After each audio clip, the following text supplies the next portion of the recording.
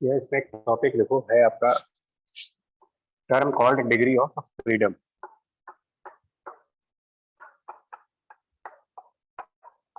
तो अपने नाम से ही क्लियर है, डिग्री ऑफ फ्रीडम का मतलब बेसिकली डिफाइन करना चाहें तो नंबर ऑफ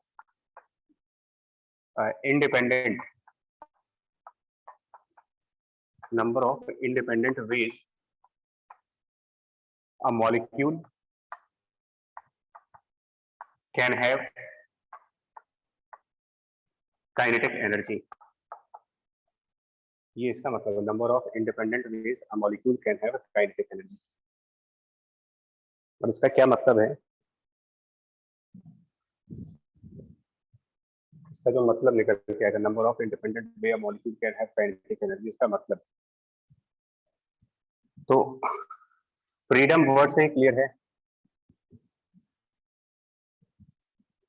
अगर कोई मॉलिक्यूल फ्री स्पेस में है, एक मॉलिक्यूल की अगर हम बात करें और वो कायदा की फ्री स्पेस में, तो इसमें चलने की फ्रीडम कौन से डायरेक्शन में है, इसको मोशन करने की फ्रीडम कौन सी डायरेक्शन में है, उसी से क्लियर होगा ये degree of freedom. X y z किसी भी डायरेक्शन में। हाँ, स्पेस में मतलब खाली हवा में है तो हवा में तो बॉडी, अब एक हेलीकॉप्टर है, हेलीकॉप्टर अब चाहो तो हवा में कहीं भी ले जाओ, कोई ऐसी बाउंडेशन तो है नहीं। तो ये मॉलिक्यूल अगर फ्री स्पेस यानी कि एयर में है, तो ये चाहे तो एक्स एक्सिस पर भी मोशन कर सकता है, चाहे तो वाई एक्सिस पर भी मोशन कर सकता है, और चाहे तो जेड एक्सिस पर भी मोशन कर सकता है। कोई लिमिटेशन नहीं है कि इधर नहीं जा सकते, इधर नहीं जा सकते, इधर नहीं जा सकते। सारे डायरेक्शन, सारे रास्ते खुले हुए हैं, तो जहां चाहे वहां जा सकता है ये। तो इसका मतलब it can move in the 3 directions, x axis, y axis, z axis. So it is free to move in 3 direction, और इसी को फ्रीडम कहते हैं। It has a freedom to move in any direction, 3 directions में। तो हम ये कहते हैं कि इसकी degree of freedom equals to 3, degree of freedom equals to 3। ये इसका मतलब है। अब अगर इस मॉलिक्यूल का मास m हो और x डायरेक्शन में इसके पास vx वेलोसिटी है, y डायरेक्शन में इसके पास vy वेलोसिटी है, और z डायरेक्शन में इसके पास vz वेलोसिटी है, तो इसकी काइनेटिक एनर्जी को लिखेंगे half m vx square plus half m vy square और plus half m vz square. सीधा सा रूल है इसकी काइनेटिक एनर्जी की वैल्यू। और इक्वी पार्टीशन ऑफ एनर्जी ये कहता है, वो नाम से क्लियर है, equi stand for the equal, and partition मतलब पार्ट, और एनर्जी कि एनर्जी के जितने भी पार्ट हैं वो सब इक्वल है, जितने भी पार्ट एनर्जी में है वो सब इक्वल पार्ट्स। तो इसके एनर्जी में एक ये पार्ट है, एक ये पार्ट है, और एक ये पार्ट है। इक्वी पार्टीशन का मतलब ये वाला पार्ट, ये वाला पार्ट और ये वाला पार्ट, ये सारे के सारे equal, that is equi partition of energy. All the parts, energy को में जितने भी पोर्शंस आएंगे, जितने भी टर्म एनर्जी को कंट्रीब्यूट करने में जितने भी टर्म आएंगे, पहला term, second term, third term, ये सब इक्वल है।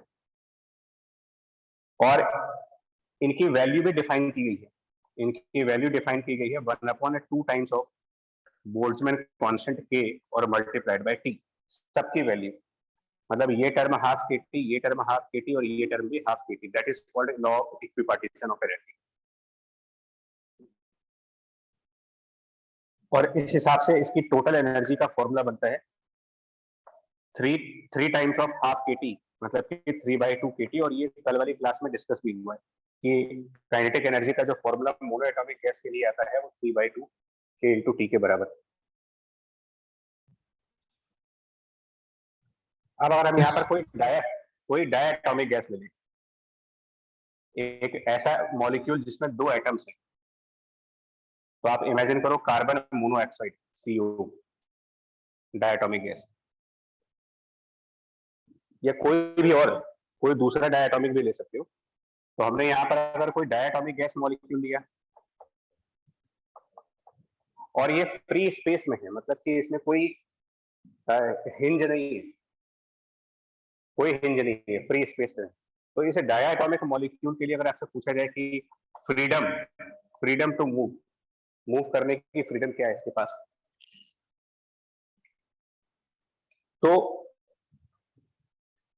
इनका जो सेंटर ऑफ मास होगा, कार्बन ऑक्सीजन के मासेस अलग अलग होते हैं, तो इसका centre of mass mid point पर ना होकर के कहीं और जाएगा। तो जहां पर भी सेंटर ऑफ मास होगा इन दोनों के एटम्स का, वो सेंटर ऑफ मास फ्री है, centre of mass is free to move along x axis, it is free to move along the y axis, and it is free to move along the z axis. तो centre of मास इसमें कहीं भी जा सकता है, because हवा में है, फ्री स्पेस में है, तो ट्रेवल किसी भी डायरेक्शन में कर सकते हो। तो सेंटर ऑफ मास फ्री है to move in all 3 dimensions.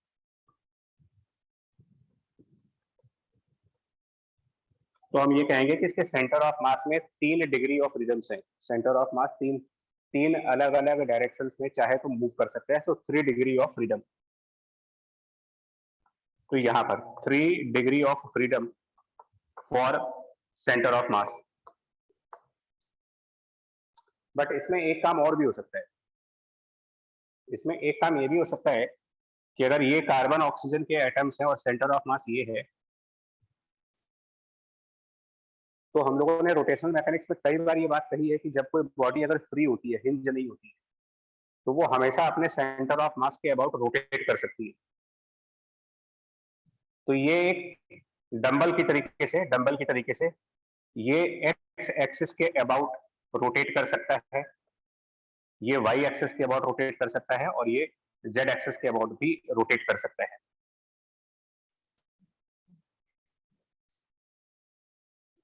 मतलब अगर हम अपना पेन की बात करें, जैसे हमारा मान लो ये पेन है, तो अब अगर ये पेन फ्री है, कहीं पर क्लैंप नहीं है, तो इसको हम चाहें तो जैसे भी रोटेट करना चाहें, हम इसको चाहें तो सेंटर पे पकड़ करके और इसको ऐसे घुमा दे, हम चाहें तो इसको ऐसे भी रोटेट कर सकते हैं, क्योंकि इसमें कोई हिंज नहीं है।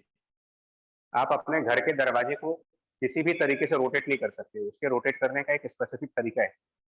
बट इस पेन को आप चाहो तो हॉरिजेंटली रोटेट करना चाहो ऐसे रख करके, तो हॉरिजेंटली रोटेट कर सकते हो। आप वर्टिकली रोटेट करना चाहो तो वर्टिकली रोटेट हो जाएगा, जैसे मर्जी चाहो वैसे रोटेट करा सकते हो, इसको कहीं भी रोटेट करा लो। तो ये तीनों एक्सिस पर रोटेट करने के लिए बिल्कुल फ्री है, तीनों एक्सिस पर। तो तीनों एक्सिस पर ट्रांसलेट भी कर सकता है और तीनों में से किसी भी एक्सिस के अबाउट रोटेट भी कर सकता है ये। तो इसमें डिग्री ऑफ फ्रीडम रोटेशन की वजह से भी आ रही है, लेकिन इसमें जो एक्स एक्सिस वाला रोटेशन है, rotation about the x axis वाला पार्ट, जो कि इन दोनों एटम से पास हो रहा है, इसमें एक प्रॉब्लम आएगी। क्या प्रॉब्लम आएगी कि हम लोगों ने जो एजम्पशन माना था, उसमें जो एटम्स उनके साइज को नेग्लेक्ट किया हुआ था। Size of atom tending toward 0 मानते हैं, और वैसे भी एटॉमिक रेडियस जो होती है वो 10⁻⁻10 मीटर के आसपास होती है। तो एटम का साइज नेग्लिजिबल है, दैट मींस कि ये एटम पार्टिकल्स की तरीके से काम कर रहे हैं। यहाँ पर दोनों एटम पॉइंट मासेस हैं। जब हम ये वाली एक्सिस कंसिडर करेंगे, ये वाली एक्सिस, और इस वाली एक्सिस के अबाउट, ये वाली एक्सिस के अबाउट मोमेंट ऑफ इनर्शिया की वैल्यू 0 आएगी। मतलब अगर हमारे पास, क्योंकि मोमेंट ऑफ इनर्शिया का डेफिनेशन ये कहता है कि अगर कोई मास m है और वो r डिस्टेंस पे हो फ्रॉम सम एक्सिस, तो then its moment of inertia is m into r square। ये मोमेंट ऑफ इनर्शिया डेफिनेशन। अब अगर एक्सिस उस पॉइंट मास के थ्रू जाती हो, जहां पर पॉइंट मास m है, अगर वहीं से एक्सिस पास कर दे, तो उस केस में मोमेंट ऑफ इनर्शिया की वैल्यू 0। हाँ, अगर ये पॉइंट मास ना हो करके स्फीयर होता, अगर ये स्फीयर होता, मास m स्फीयर के फॉर्म में होता या किसी डिस्क के फॉर्म में होता, तो सेंटर से भी मोमेंट ऑफ इनर्शिया आता है, एंड तब मोमेंट ऑफ इनर्शिया 2/5 mr² बनता है। बट ये सब तब, मतलब non zero moment of inertia तब आएगा जब ऑब्जेक्ट को आप कोई बॉडी मान लो, स्फीयर, डिस्क, रिंग कुछ मानो, बट पॉइंट मास मानेंगे तो मोमेंट ऑफ इनर्शिया जीरो आएगा। और एटम का साइज इतना ज्यादा छोटा होता है कि जो ये वाली एक्सिस है, एक्स वाली एक्सिस, इसके अबाउट मोमेंट ऑफ इनर्शिया की वैल्यू जीरो है। तो ये हम नेग्लेक्ट करने जा रहे हैं, इस वाले रोटेशनल मोशन को नेग्लेक्ट करेंगे, बिकॉज इनर्शिया की वैल्यू जीरो होगी तो एनर्जी नहीं आएगी, हाफ आई ओमेगा स्क्वायर से एनर्जी नहीं आ सकती। हाँ, वाई एक्सिस के अबाउट अगर रोटेट करता है मान लो ओमेगा वाई से, जेड एक्सिस के अबाउट रोटेट करता है ओमेगा जेड से, और साथ में तीनों एक्सिस पर ट्रांसलेट करता है वी एक्स, वी वाई और वी जेड। तो इसके काइनेटिक एनर्जी की जो वैल्यू बनेगी, काइनेटिक एनर्जी की वैल्यू वो हो जाएगी half total mass, carbon oxygen का मिला करके टोटल मास, इंटू वेलोसिटी का एक्स कंपोनेंट उसका square, plus half total mass into v y का square, plus half total mass into v z का स्क्वायर। ये तीन हो गए सेंटर ऑफ मास के ट्रांसलेट करने की वजह से, plus half moment of inertia about y axis into omega about y का square, half moment of inertia z axis omega about z axis का स्क्वायर। एक्स एक्सिस वाले मोमेंट ऑफ इनर्शिया की value zero हो रही है, तो इसलिए उसका टर्म नहीं लिख रहे हैं हम। तो नाउ एनर्जी में, इसके एनर्जी में 1 2 3 4 5 टर्म्स है, एनर्जी के एक्सप्रेशन में 5 टर्म है। तो ये कहा जाएगा कि यहाँ पर टोटल डिग्री ऑफ फ्रीडम 5, मतलब एनर्जी के एक्सप्रेशन में जितने टर्म्स आएंगे वो डिग्री ऑफ फ्रीडम। और इक्वी पार्टीशन ये कह रहा है, जो इक्वी पार्टीशन है उसका कहना ये होता है कि जितने भी टर्म एनर्जी में आएंगे, मतलब ये भी हाफ केटी है, ये भी हाफ केटी है, ये भी हाफ केटी है, ये इवन ये भी हाफ केटी और ये भी हाफ केटी, पांचों टर्म बराबर इक्वल पार्ट, हाफ केटी हाफ केटी हाफ केटी हाफ केटी हाफ केटी 5 बार। इसका मतलब डायटोमिक की जो काइनेटिक एनर्जी का फॉर्मूला बनेगा, kinetic energy of diatomic gas 5/2 kT बनेगा। 5/2 kT। 5/2 kT में से ट्रांसलेशन के फॉर्म में कितना है और रोटेशन के फॉर्म में कितना होगा? तो हाफ केटी हाफ केटी हाफ केटी, मतलब कि 3/2 केटी, 3/2 केटी ट्रांसलेशन में, और हाफ केटी और हाफ केटी मतलब कि के इंटू टी रोटेशन के फॉर्म में। टोटल 5/2 केटी डायटोमिक की एनर्जी का फॉर्मूला।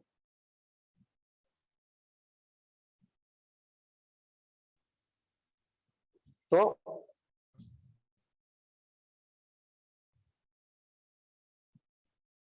मतलब अगर हम काइनेटिक एनर्जी की बात कर रहे हैं, और काइनेटिक एनर्जी अगर हम बात करें ट्रांसलेशन की, और काइनेटिक एनर्जी हम बात करें रोटेशन की, तो हम लोग ये कह रहे हैं कि जो मोनो एटॉमिक गैसेस होती है और डायटोमिक गैसेस में डिफरेंस ये है कि मोनो एटॉमिक गैसेस में ट्रांसलेशन की एनर्जी 3/2 kT, रोटेशन उसमें होता ही नहीं है, बिकॉज एक single atom can not rotate, वो पॉइंट मास है, पॉइंट मास अपने आप रोटेट नहीं कर सकता। डायटोमिक गैस में ट्रांसलेशन की एनर्जी 3/2 kT, और उसका रीजन है centre of mass can travel in any 3 direction, और रोटेशन की 2 times हाफ kT, और इसका रीजन ये है molecule can rotate about all the 3 axis passing through centre of mass, but for one axis, वो भी कौन सी axis? For one axis which is collinear, which is collinear with the atoms. About that axis, negligible moment of inertia due to which energy will be neglected. So considerable energy will be only about the two axes. 2 into half kT ये बन जाएगा, यानी कि total energy की बात करें अगर हम यहाँ पर, तो इनको ऐड करके निकालोगे प्लस करके, तो 3/2 kT इसके लिए, मोनो के लिए, और 5.2 kT फॉर द डायटोमिक। ये पर मॉलिक्यूल है, ये जो भी एनर्जी निकाल रहे हैं वो एक मॉलिक्यूल की 5/2 kT। और डिग्री ऑफ फ्रीडम की बात करें तो डिग्री ऑफ फ्रीडम इसके लिए 3 है और इसके लिए डिग्री ऑफ फ्रीडम 5 है। ये आपका डिग्री ऑफ फ्रीडम 3 एंड 5। इस 5 में से भी 3 डिग्री ऑफ फ्रीडम ट्रांसलेट करने की है और 2 डिग्री ऑफ फ्रीडम रोटेट करने की। रोटेशन। पॉलीएटॉमिक गैसेस पे जब जाएंगे, डायटॉमिक के बाद अगर हम बात करें पॉलीएटॉमिक गैसेस, वो यार वैसे तो डिफिकल्ट है, मैं आपको सही ईमानदारी से बता दूं वो टफ है, तो आपको सिर्फ याद करवा देता हूँ कि क्या है, और ये हमारे सिलेबस में है भी नहीं वैसे तो। पॉलीएटॉमिक गैसेस में translational is 3/2 kT because centre of mass can only travel in the 3 directions, maximum 3 directions में ही जा सकते हो आप, तो ट्रांसलेशन 3 से ज्यादा डायरेक्शन में होगा नहीं कभी, and rotation can be in 3 directions, maximum 3। Polyatomic में तीनों डायरेक्शन पॉसिबल है, बिकॉज अगर हम ये मान लें कि हमारा एटम 1, एटम 2 और एटम 3 3 एटम्स हैं, तो नेचुरली इन तीनों एटम्स का सेंटर ऑफ मास, तीनों एटम्स का सेंटर ऑफ मास बीच में कहीं जाएगा, और रोटेशन की एक्सिस हमेशा सेंटर ऑफ मास से पास होगी। तो अगर हम सेंटर ऑफ मास से अगर हम सेंटर ऑफ मास से एक्सिस पास करेंगे, तो क्या कोई भी ऐसी एक्सिस होगी जिससे ये तीनों एटम कोलिनियर हो जाए? तो No, सिर्फ sir. वही सर सिर्फ रोटेशन की वो वाली एक्सिस कंसीडर नहीं करते जो एक्सिस सेंटर ऑफ मास से जाए और एटम्स के साथ कोइंसाइड कर जाए, वो एक्सिस कंसीडर नहीं की जाती। और रीजन आपको बता दिया क्यों नहीं कंसीडर करती। एक्सिस जो एटम से होते हुए जाएगी, क्योंकि एटम्स को पॉइंट मासेस की तरीके से देखा जा रहा है, तो any axis passing through all the point masses zero moment of inertia. But यहाँ पर ऐसा कोई भी लाइन नहीं होगा, ऐसी कोई भी एक्सिस नहीं होगी जो सेंटर ऑफ मास से होते हुए जाए और उस लाइन पर ये तीनों एटम्स आ जाए। सो ये आप आराम से एक्स एक्सिस के अबाउट रोटेट करा सकते हैं, वाई एक्सिस के अबाउट। अगर वाई एक्सिस एक एटम से पास कर गया तो बाकी दो फिर भी कंसीडर करेंगे, और तीसरा जेड एक्सिस के अबाउट, जो कि इस बोर्ड के परपेंडिकुलर आएगा। तो ये तीनों एक्सिस पर आराम से रोटेट कर सकता है,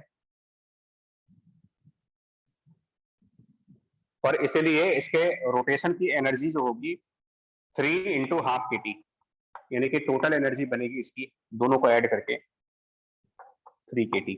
और डिग्री ऑफ फ्रीडम की बात करेंगे तो डिग्री ऑफ फ्रीडम इसका 6 है, उसमें से 3 ट्रांसलेट करने के लिए, 3 रोटेट करने के लिए।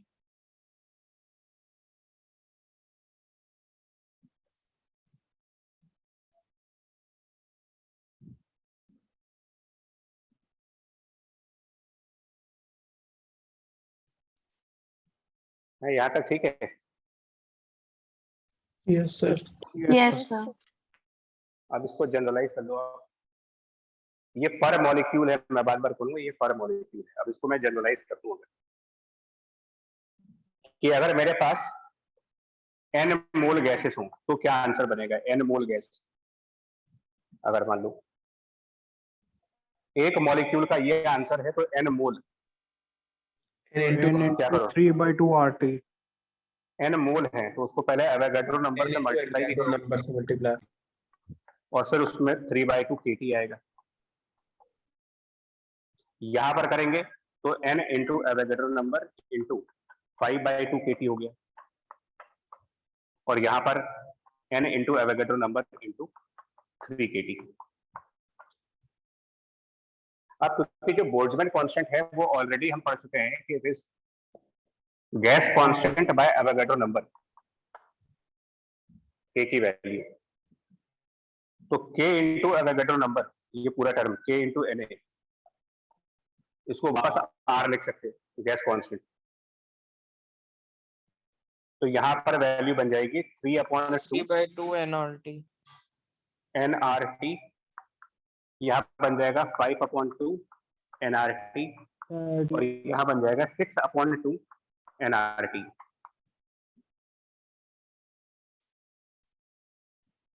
अब ये जो 3 है, ये जो 5 है और ये जो 6 है, ये numbers basically degree of freedom. Degree of freedom है। तो उसको अगर जनरलाइज कर दें कि let small F is a degree of freedom, अगर हम स्मॉल एफ से डिनोट करें इसको, तो काइनेटिक एनर्जी का जो जनरलाइज फॉर्मूला बन रहा है, kinetic energy generalise for n mole gas of n mole gas, kinetic energy का जनरलाइज फॉर्मूला वो हो जाएगा, इसको जनरलाइज फॉर्म में एफ लिख देंगे, तो ये n R f T divided by 2, right है ये चीज, सही है? Yes sir. Yes sir.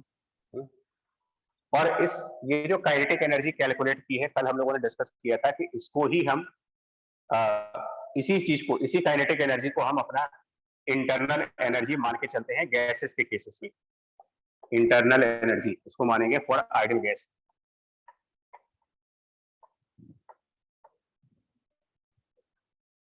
ये जो काइनेटिक एनर्जी पढ़ रहे हैं इसको ही, बिकॉज आइडियल गैस में पोटेंशियल एनर्जी नहीं होती है, इंटरमॉलिक्यूलर फोर्स नहीं होते, तो पोटेंशियल एनर्जी कोई जीरो होती है उसकी।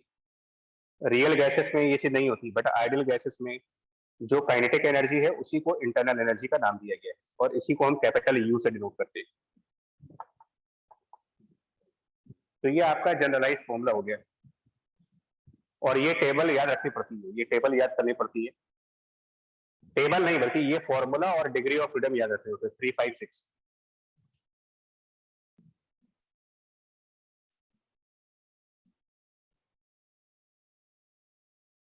ठीक है, और आगे चले? Yes sir. Yes sir. Yes sir. Okay,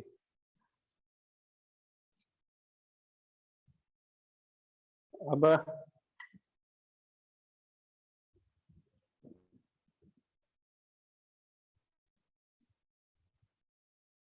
तो अब ये लॉ ध्यान रखना क्योंकि बहुत इंपॉर्टेंट है। अब आपको दो बातें समझा रही थी। कल हम लोग ने ये डिस्कस किया था कि वर्क डन बाय गैस है, ये कल का टॉपिक है, work done by the gas was integration of P into dV। और अभी हम लोगों ने डिस्कस किया कि इंटरनल एनर्जी का जो फॉर्मूला है वो है mR small f into capital T divided by 2। ये इंटरनल एनर्जी का फॉर्मूला है। एक कल डिस्कस हुआ था, एक अभी डिस्कस हो गया।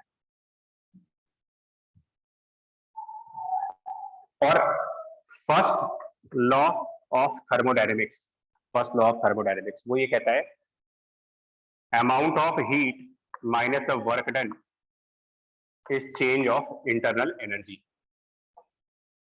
Delta Q is the, delta Q का मतलब था, कल डिस्कस किया था हमने इसको, कि ये एनर्जी है, एनर्जी का ट्रांसफर है, but in form of thermal heat कह सकते हो। और डेल्टा डब्ल्यू भी एनर्जी है, ये भी एनर्जी है, बट ये एनर्जी का transfer in form of work done है। ये energy transfer due to force and displacement, और ये एनर्जी ट्रांसफर टेम्परेचर डिफरेंस की वजह से। और डेल्टा यू आपका change of internal energy, first law of thermodynamics में। इसको अगर हम डिफरेंशियल फॉर्म में लिखना चाहें, मतलब कैलकुलस के फॉर्म में,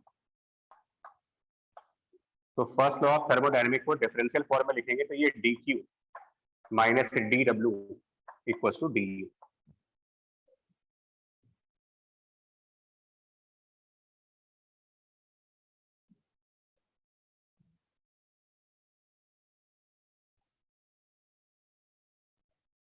तो हमने दो टर्म्स डिस्कस कर दिए। जो डी डब्ल्यू है ये क्या है, तो डी डब्ल्यू वॉज प्रेशर इंटू डीवी, ये कल डिराइव हो चुका है, work done is p into dv. और what is a d you, तो डी यू यहां से देख लो, इसको डिफरेंशिएट करेंगे अगर, तो इसको डिफरेंशिएट करने पे एन आर एफ, और टेम्परेचर का डिफरेंशिएशन हो जाएगा डी टी अपॉन 2। ये हमारा डी यू का टर्म आ गया। Now what is D Q, what is D Q, तो इसके बारे में energy transfer in form of heat मतलब कि डी क्यू, इसके बारे में भी एक फॉर्मूला है। हीट के बारे में भी फॉर्मूला है जो कि कैलोरीमेट्री से आता है। और कैलोरीमेट्री ये क्या कहता है, कैलोरीमेट्री ये कहता है कि अगर आपके पास कोई मटेरियल है किसी भी फॉर्म में, सॉलिड, लिक्विड या गैस, कोई भी एक मटेरियल है, अगर उसका मास m है और उसको अगर हम हीट सप्लाई करते हैं और amount of heat is delta Q, और उस वजह से टेम्परेचर राइज कर जाए, टेम्परेचर राइज हो जाए डेल्टा टी से, तो हीट और टेम्परेचर राइज में एक कनेक्शन है, हीट में और टेम्परेचर राइज में और मास में और मटेरियल के बीच में एक रिलेशन बनता है कैलोरीमेट्री के हिसाब से। MC delta t. It is mass into specific heat capacity small s और into change of temperature small s, specific heat capacity, specific heat capacity का नाम दिया गया इसको। प्रिंसिपल ऑफ कैलोरीमेट्री इस पर वर्क करते हैं। और जो मास और स्पेसिफिक हीट का कंबाइंड प्रोडक्ट है, मास और स्पेसिफिक हीट मिला करके देखिएगा, मतलब m इंटू एस, तो इस कॉम्बिनेशन को सिर्फ हीट कैपेसिटी का नाम दिया गया, हीट कैपेसिटी। ये स्पेसिफिक इसीलिए है कि इसमें m इक्वल टू 1 रखा गया है तरीके से, मतलब मास और स्पेसिफिक हीट को मल्टीप्लाई कर दीजिए heat capacity, and normally specific heat capacity मतलब ये स्मॉल एस। ये कैलोरीमेट्री का प्रिंसिपल है। लेकिन एक बात और याद दिलाएं, कैलोरीमेट्री में ऐसा कोई जरूरी नहीं है कि हीट देने पर टेम्परेचर राइज करेगा ही करेगा, ऐसा कोई जरूरी नहीं है। कुछ मटेरियल्स में जब आप हीट प्रोवाइड करते हो तो टेम्परेचर राइज नहीं करता, वो मटेरियल अपनी स्टेट को चेंज कर लेते हैं, मतलब सॉलिड से लिक्विड में चले जाते हैं या लिक्विड से गैस में चले जाते हैं, और तब एक अलग फॉर्मूला बनता है। अगर टेम्परेचर राइज होने की बजाय जो हीट हमने दिया है वो मटेरियल के स्टेट को चेंज करने में यूज कर रहे हैं, उसकी फेज को चेंज करने में यूज कर रहे हैं, तो एक अलग फॉर्मूला बनता है कैलोरीमेट्री में, और वो फॉर्मूला होता है डेल्टा क्यू बराबर mass into latent heat, capital L, latent heat.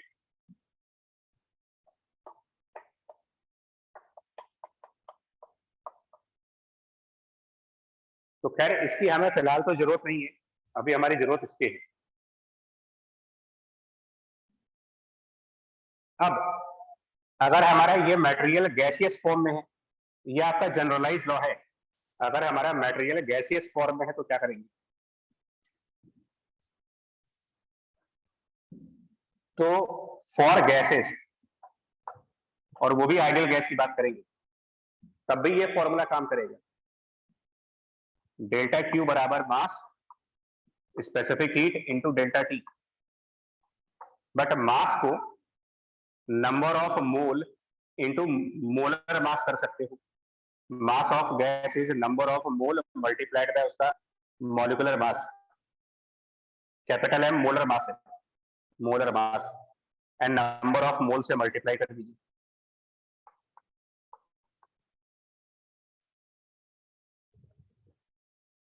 और ये जो प्रोडक्ट है स्पेसिफिक हीट कैपेसिटी और molar mass, specific heat capacity multiplied by this molar mass, इसको नाम देते हैं molar heat capacity.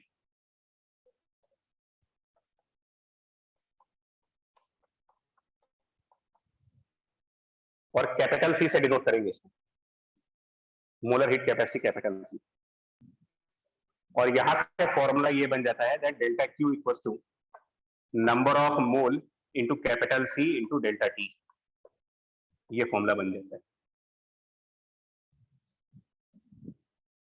Capital C is the molar heat capacity which is product of molar mass and specific heat capacity.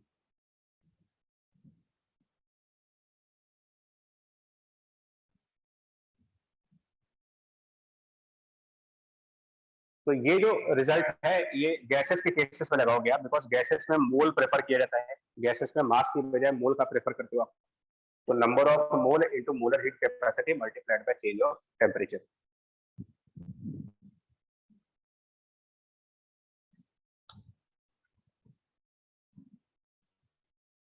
ठीक है, यहाँ तक definition समझ में आ रही है आपको ना भाई? कोई Yes, sir. Yes, sir. सो मोलर हीट कैपेसिटी की अगर हम डेफिनेशन की बात करें कि what is molar heat capacity, अगर आपसे पूछा जाए कि आप डिफाइन करो कि मोलर हीट कैपेसिटी क्या है, या हीट कैपेसिटी, तो नाम से ही समझ में नहीं आ रहा है कैपेसिटी का मतलब क्या है। किसी की कैपेसिटी, हीट कैपेसिटी, आप इसके नाम से पकड़ो ना। कैपेसिटी मतलब उसकी क्षमता, उसकी क्षमता कितनी है हीट को एब्जॉर्ब करने की। तो मोलर हीट कैपेसिटी का क्या मतलब हुआ, अगर हम इसको यहीं से देखें what is molar heat capacity, तो capital C is delta q divided by n delta T.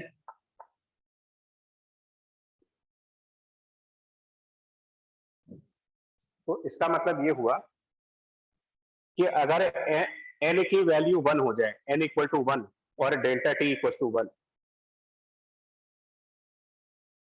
If n equal to 1 delta T equal to 1, तो मोलर हीट कैपेसिटी और हीट बराबर मिलेंगे, C equal to delta Q मिलेगा, C equal to delta Q अगर n की value और delta T की value 1 आ जाए। मोटा मोटा आप ये कह सकते हो कि अगर आपके पास 1 मोल गैस हो, 1 मोल गैस, और मान ले वो किसी भी टेम्परेचर पे है, किसी टेम्परेचर पे है, सपोज 275 केल्विन, 278 केल्विन पे है,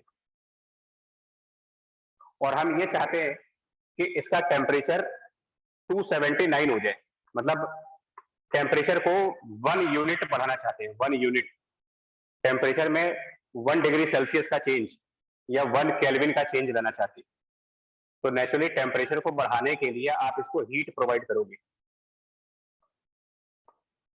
तो 1 मोल गैस के टेम्परेचर को by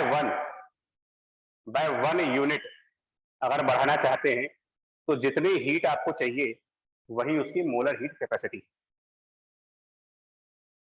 molar heat capacity is the amount of heat for 1 mole gas to change the temperature by 1 degree Celsius और 1 केल्विन।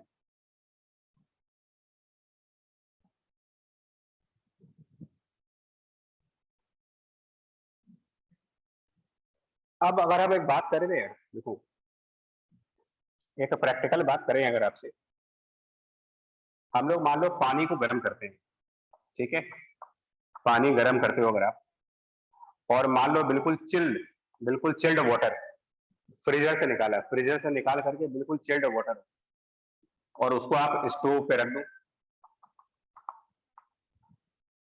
उसको किसी फ्लेम पे रख दो आप, बिल्कुल चिल्ड वाटर था 0 डिग्री सेल्सियस पे।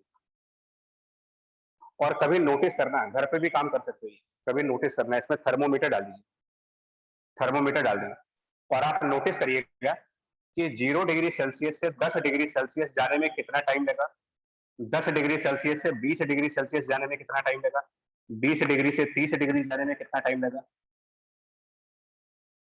तो आप कभी भी नोटिस करोगे ना, तो एक बात समझ में आएगी कि 0 से 10 जाने में जो अमाउंट ऑफ हीट चाहिए, 10 से 20 जाने में जो अमाउंट ऑफ हीट चाहिए, 20 से 30 जाने में जो अमाउंट ऑफ हीट चाहिए, ये सब अलग अलग आएंगे। ये प्रैक्टिकल बात बता रहा हूं। सब में आप टेम्परेचर को बाय 10 डिग्री सेल्सियस बढ़ा रहे हो, यहां भी 10 डिग्री सेल्सियस बढ़ा रहे हो, यहां भी 10 डिग्री सेल्सियस बढ़ा रहे हो, यहां भी 10 डिग्री सेल्सियस बढ़ा रहे हो, बट प्रैक्टिकली यहां पर हीट, यहां पर हीट और यहां पर हीट डिफरेंट आते हैं। यस सर, सर Q3 और मतलब Q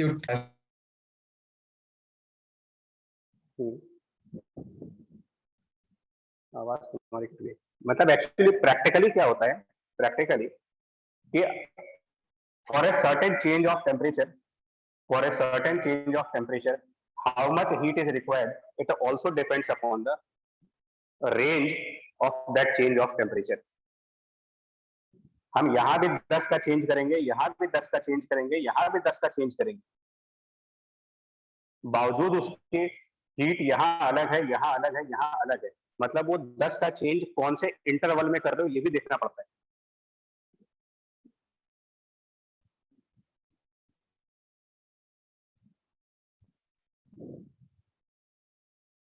मतलब प्रैक्टिकली ये कहा जाता है कि ये जो स्पेसिफिक हीट कैपेसिटी है ये कांस्टेंट वैल्यू नहीं होती। आप जो टेम्परेचर बदल रहे हो वो कहां से कहां तक का बदल रहे हो ये देखना पड़ता है, from which temperature to which temperature. मतलब 0 से 10 डिग्री सेल्सियस के बीच में स्पेसिफिक हीट कैपेसिटी की अलग वैल्यू होगी, 10 से 20 के बीच में स्पेसिफिक हीट कैपेसिटी की अलग वैल्यू होगी, और 20 से 30 के बीच में स्पेसिफिक हीट कैपेसिटी की अलग वैल्यू होगी।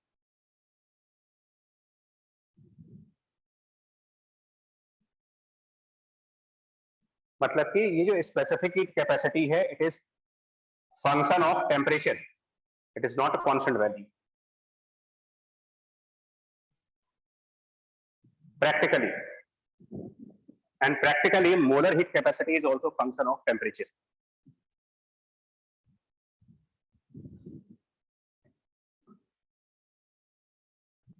ये वैल्यूज डिफरेंट है, delta Q1 is different, delta Q2 different, delta Q3 different.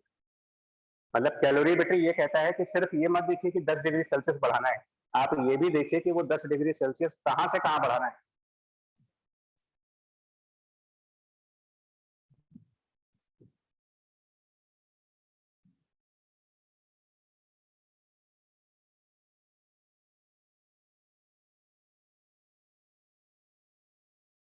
Point समझ पा रहे हैं इसको नहीं है?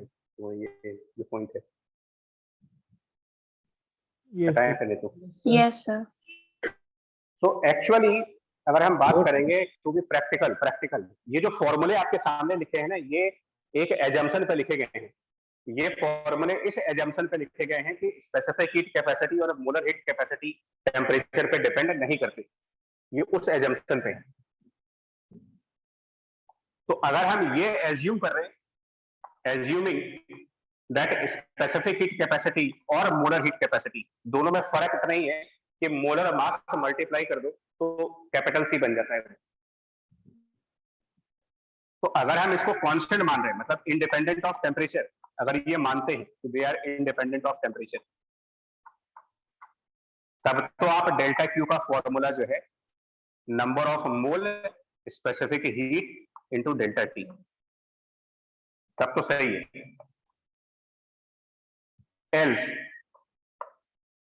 डेल्टा क्यू का फॉर्मूला जो होगा वो एन कैपिटल सी और डेल्टा टी की जगह डी टी, और उसका इंटीग्रेशन करना पड़ेगा from initial temperature to the final temperature, अगर कैपिटल सी टेम्परेचर पे डिपेंडेंट हुआ तो।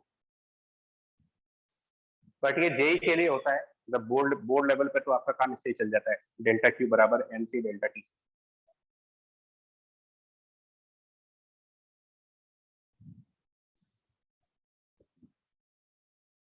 मतलब एज एग्जांपल अगर आपसे ये कहा जाए कि टू मोल ऑक्सीजन है, 2 मोल ऑक्सीजन, और ये एट मान लिया जाए 20 डिग्री सेल्सियस पे है, 2 mole oxygen at 20 degree Celsius, और कैपिटल सी की वैल्यू दी गई है। कैपिटल सी की वैल्यू इसकी जो है वो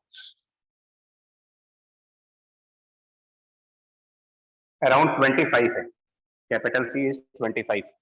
for example calories per mole Kelvin, unit आएगी कैलोरी पर मोल केल्विन। तो कितना हीट रिक्वायर्ड होगा डेल्टा क्यू की value for delta T 5 degree Celsius, मतलब कि 20 से 25 जाना है, 20 डिग्री सेल्सियस से 25 डिग्री सेल्सियस जाने के लिए कितनी हीट चाहिए? तो बड़ा सीधा सा आंसर आएगा इसका, क्योंकि आपको कैपिटल सी एक कांस्टेंट वैल्यू दी गई है, तो सीधा सीधा फॉर्मूला लगाएंगे number of mole into capital C और जितना टेम्परेचर राइज किया है 5, इतने कैलोरी। ये इसका सीधा सीधा आंसर।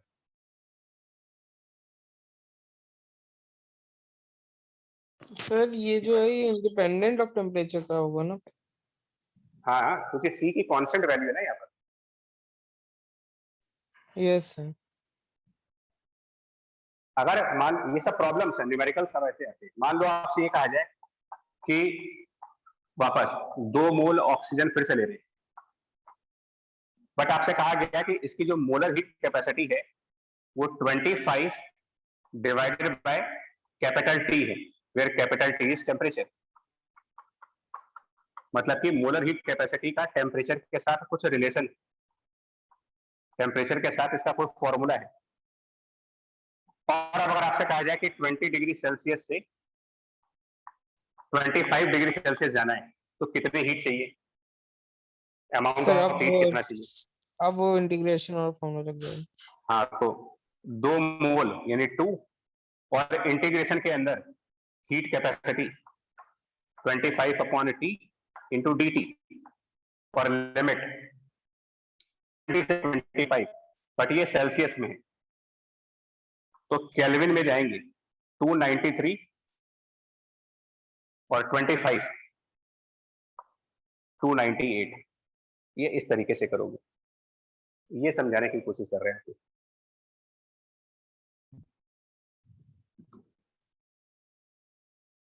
पॉइंट क्लियर हुआ? बोलो। Yes sir. Yes, sir.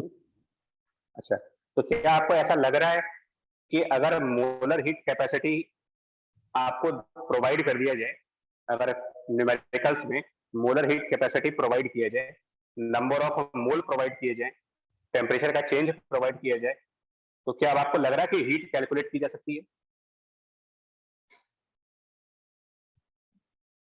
Molar heat capacity, number of मोल और टेम्परेचर का चेंज, अगर ये तीनों चीजें पता हो तो क्या हीट को कैलकुलेट किया जा सकता है? Yes sir. Yes, sir. Yes, Sir. sir. Yes, कर sir. सकते हैं दोनों ही केसेस में, चाहे मोलर हीट कैपेसिटी कांस्टेंट दी जाए, चाहे molar heat capacity function of temperature दिया जाए, दोनों में ही कैलकुलेट करने का तरीका पता है। Yes sir. राइट, बट ये बात तब हो रही है जब मोलर हीट कैपेसिटी पता हुआ, न्यूमेरिकल में मोलर हीट कैपेसिटी की वैल्यू दी जाए।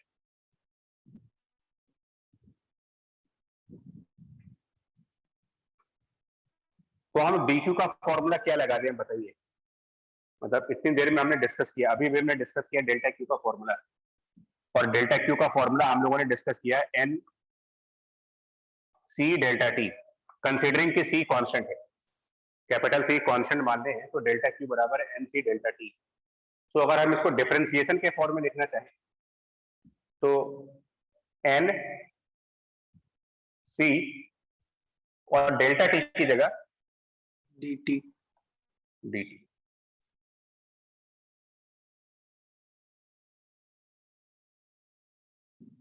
और बीच में ये माइनस साइन भी है और यहाँ इक्वल साइन है।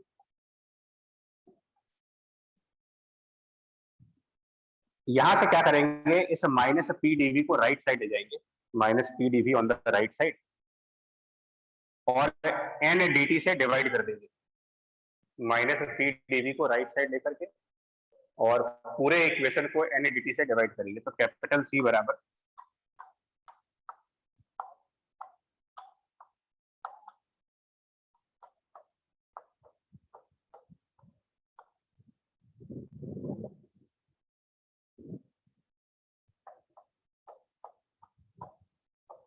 ये एक बार चेक कर लेना, ये आंसर आएगा।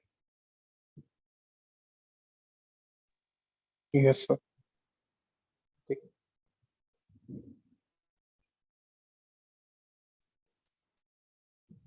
अब कुछ बातें आपको बहुत अच्छे से याद रखनी है कि मोलर हीट कैपेसिटी के बारे में।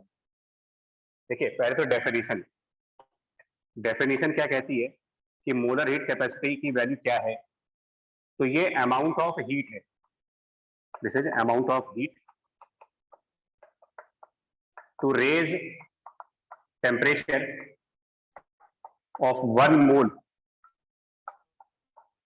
Ideal gas by 1 degree Celsius.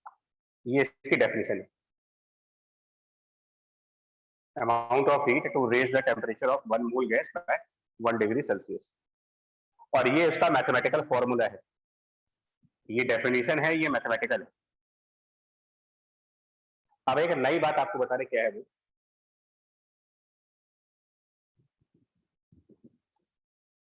Amount of heat to raise temperature of 1 mole by 1 degree Celsius. ये इस पर भी डिपेंड करेगा कि कंडीशंस क्या थी जब टेम्परेचर को बढ़ाया जा रहा था। मतलब कि ये चीज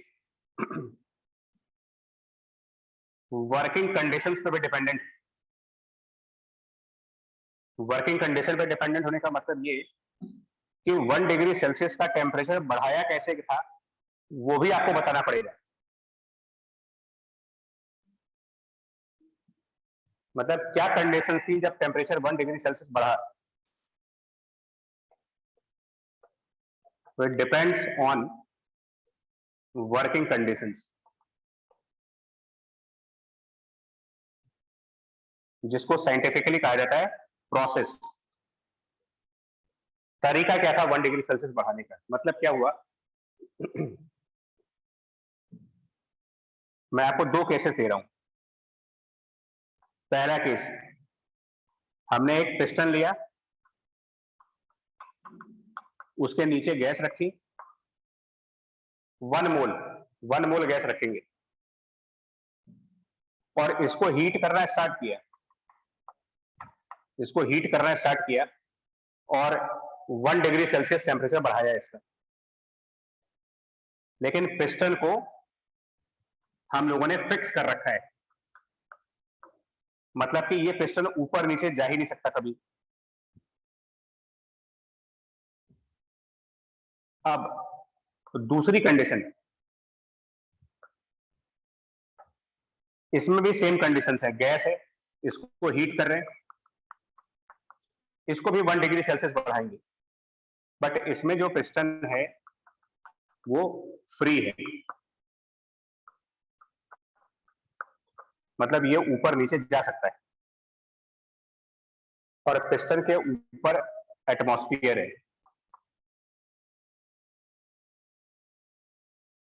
तो मुझे किसमें ज्यादा हीट देनी पड़ेगी? Amount of heat to raise temperature. यहां भी 1 डिग्री सेल्सियस बढ़ा रहे हैं, यहां भी मैं डेल्टा टी को 1 डिग्री सेल्सियस कर रहा हूं, यहां भी मैं डेल्टा टी को 1 डिग्री सेल्सियस कर रहा हूं, यहां भी 1 मोल गैस है और यहां भी 1 मोल गैस है, बट कंडीशंस का फर्क है। यहां वाले कंडीशन में गैस का वॉल्यूम चेंज नहीं कर पाएगा क्योंकि पिस्टन फिक्स है, तो ये हीटिंग एट कांस्टेंट वॉल्यूम है। और यहां पर गैस का प्रेशर चेंज नहीं कर पाएगा क्योंकि कल डिस्कस हुआ था कि जितना प्रेशर बाहर से लगता है उतना ही प्रेशर अंदर से भी होना चाहिए। Pressure outside, pressure inside same होना चाहिए। अब अगर बाहर एटमॉस्फेयर है तो उसका प्रेशर मेंटेन है, एटमॉस्फेयर की प्रेशर कांस्टेंट है, अंदर की प्रेशर भी कांस्टेंट। तो यहाँ पर हीट करते वक्त प्रेशर कांस्टेंट है और यहाँ पर हीट करते वक्त वॉल्यूम कांस्टेंट है। तो दोज आर आवर कंडीशंस। तो यहां पर अगर मेरे को डेल्टा क्यू कैपिटल वी और यहां पर मेरे को डेल्टा क्यू कैपिटल पी, जिसका मतलब ये हुआ heat required for constant volume and heat required for constant pressure, ये अलग अलग आएंगे। मतलब ऐसा नहीं है कि 1 मोल को 1 डिग्री सेल्सियस किसी भी कंडीशन में आप गर्म करोगे तो बराबर बराबर हीट चाहिए। कंडीशंस अलग हैं, आंसर्स भी अलग आएंगे, कंडीशन डिपेंडेंट है ये। तो ये दोनों वैल्यूज बराबर नहीं आएंगी।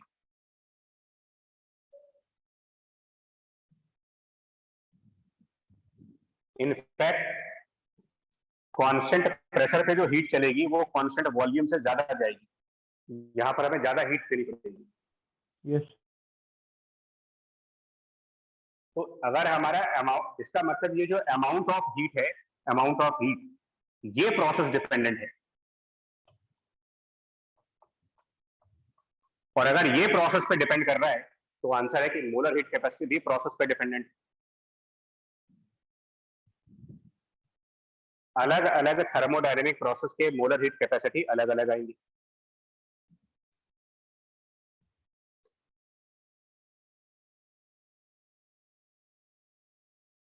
और कौन से प्रोसेस में कितनी मोलर हीट कैपेसिटी आएगी उसके लिए ये फॉर्मूला है। डेफिनेशन से ये क्लियर है कि फॉर डिफरेंट प्रोसेसेस, प्रोसेस का मतलब बार बार बोल रहा हूं, which factor is constant, whether pressure is constant, volume is constant, temperature is constant और नथिंग इज कांस्टेंट।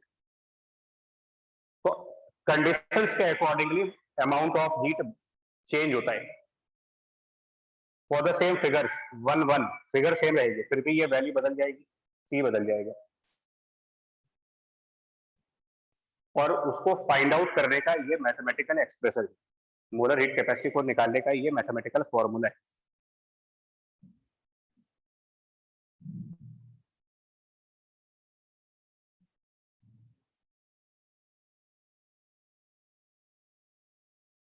यहां तक की बात क्लियर हो गई आपको कि नहीं? मोलर हीट कैपेसिटी का properties of molar heat capacity and definition. What is the definition and why it is process dependent? And the reason it is process dependent because of the amount of heat depends upon the process. Yes, sir. Yes, sir. Clear है. Yes, sir. Yes. Okay. तो अब हम इसको जरा अलग अलग process में calculate करना बताएंगे, मोलर हीट कैपेसिटी की वैल्यू अलग अलग प्रोसेस में कैसी आती है। फॉर एग्जांपल, अगर मेरा प्रोसेस आइसोकोरिक है, यानी कि हम कांस्टेंट वॉल्यूम पर हैं, isochoric that means volume is constant, process तो इसका मतलब dV 0, and if dV is 0, capital C will be equal to just RF by 2, और इसको हम CV से डिनोट करेंगे, which is called molar heat capacity at constant volume. अगर मेरा प्रोसेस आइसोबारिक है, which means कि प्रेशर कांस्टेंट है,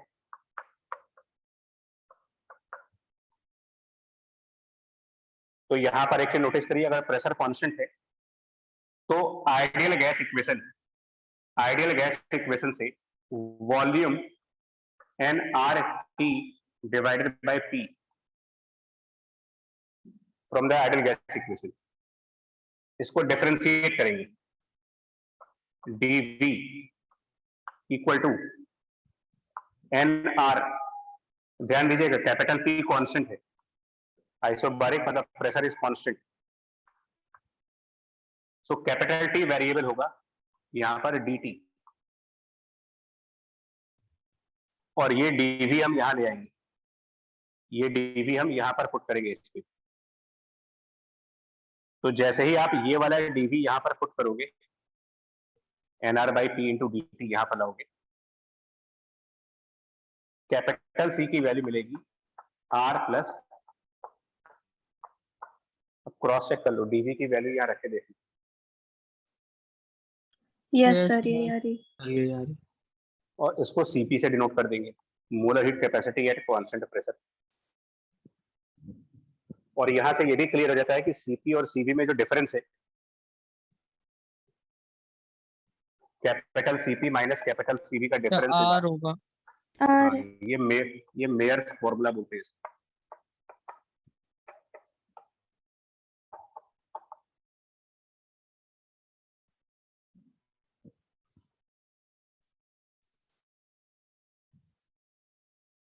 अगर प्रोसेस आइसोथर्मल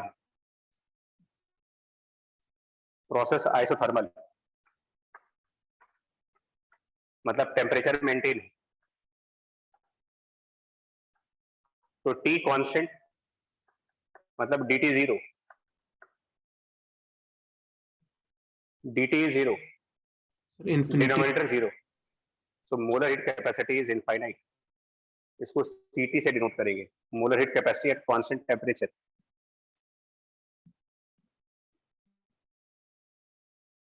अगर प्रोसेस एडियाबैटिक है,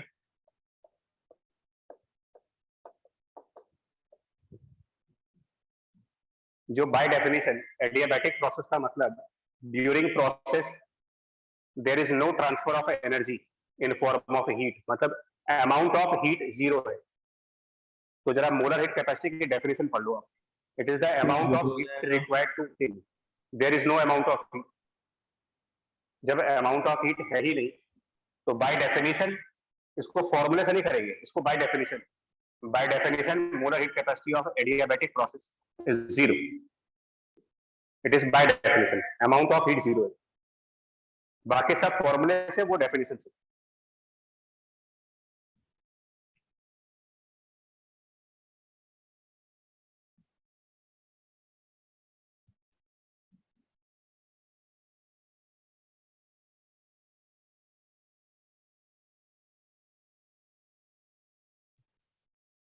ठीक है भाई, बोलिए।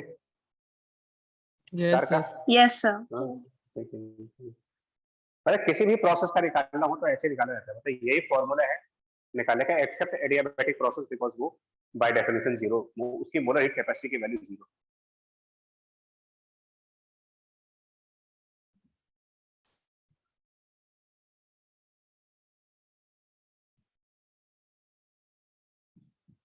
अब एक और बात है, एक जो मोस्ट इंपॉर्टेंट पार्ट है वो क्या है,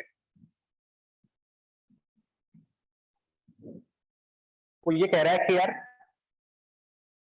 सपोज दैट हमारे पास कोई एक 2 मोल गैस है, 2 मोल कोई गैस है और वो उसका प्रेशर जो है वो मान लो 2 एटमॉस्फेयर है और उसका वॉल्यूम सपोज दैट 4 लीटर है एंड टेम्परेचर की कुछ वैल्यू होगी, वो निकाल सकते हैं बिकॉज नंबर ऑफ मोल वगैरह दिया होगा तो सर्टेन टेम्परेचर भी होगा उसका। तो अभी मैं रैंडम वैल्यूज कंप्लीटली रैंडम ले रहा हूँ, ठीक है, कंप्लीटली रैंडम वैल्यूज है। सपोज दैट टेम्परेचर की वैल्यू 300 केल्विन है।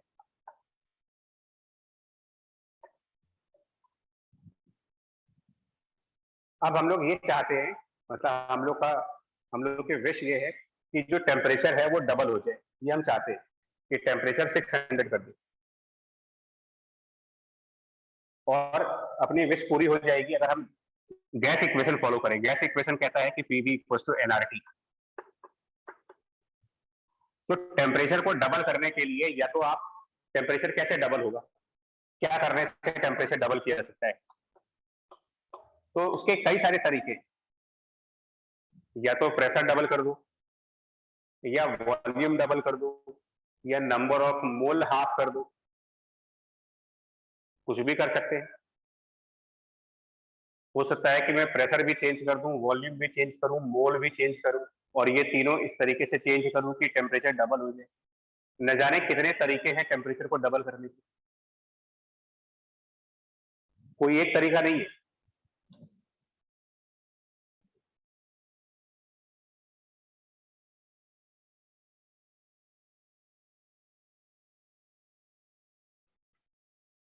तो सपोज कि हमारा पहला तरीका जो है फर्स्ट वे, हमने क्या किया, प्रेशर डबल कर दिया, वॉल्यूम कांस्टेंट रखा, नंबर ऑफ मोल कांस्टेंट किए और इसका प्रेशर जो है वो डबल कर दिया, मतलब 2 एटमॉस्फेयर से 4 एटमॉस्फेयर कर दिया, प्रेशर बढ़ाया आपने इसमें। तो ठीक है, वॉल्यूम में चेंज नहीं है, एन में चेंज नहीं है, प्रेशर डबल करेंगे तो टेम्परेचर डबल हो जाएगा ऑब्वियसली।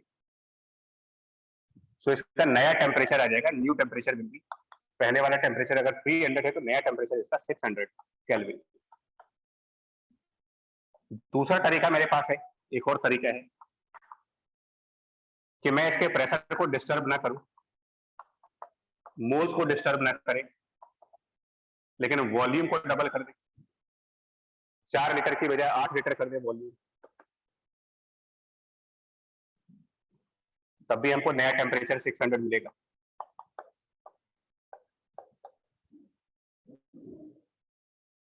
एक तरीका और हो सकता है, ये सब अचीव करने के कई सारे तरीके हैं। आप नंबर ऑफ मोल को डिस्टर्ब ना करें,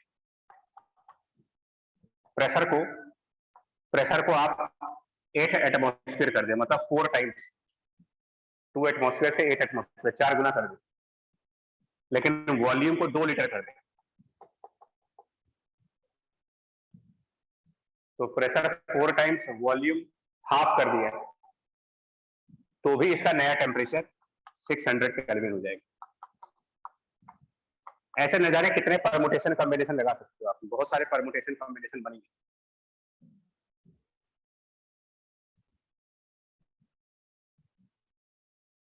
तो क्योंकि ये सब कंडीशंस अलग है, इन सब में एक कॉमन चीज है तीनों के अंदर, इन तीनों में एक कॉमन बात है, तीनों में डेल्टा टी सेम, टेम्परेचर का चेंज बराबर किया आपने। तीनों में आप 300 से 600 जा रहे हो, इसमें भी 300 से 600 जा रहे हो, इसमें भी 300 से 600 जा रहे हो, same temperature. Now first law of thermodynamics क्या कहते हैं? इंटरनल एनर्जी की जो वैल्यू है, इंटरनल एनर्जी की value which is NRFTF12, notice करिएगा जरा, हमने तीनों प्रोसेस में n को तो चेंज किया नहीं, n remain, n constant, gas constant change होता नहीं, डिग्री ऑफ फ्रीडम चेंज होता नहीं, तो इंटरनल एनर्जी टेम्परेचर पे डिपेंड करती है, सिर्फ टेम्परेचर पे, it is only temperature dependent. Starting temperature और final temperature, starting temperature, final temperature, starting temperature, final temperature, सब एक जैसे। टेम्परेचर बदला है तो इंटरनल एनर्जी बदल गई है। अगर कोई पूछे कि यहां पर चेंज ऑफ इंटरनल एनर्जी, यहां पर चेंज ऑफ इंटरनल एनर्जी और यहां पर चेंज ऑफ इंटरनल एनर्जी, कौन सा चेंज ज्यादा है, कौन से तरीके से हमने ज्यादा इंटरनल एनर्जी बदली है? सर सेम रहेगी। सेम रहेगी, बिकॉज इंटरनल एनर्जी का डायरेक्ट कनेक्शन टेम्परेचर से है और टेम्परेचर का चेंज सब में एक है। दैट मीन्स ये तीनों में बराबर रहेगा।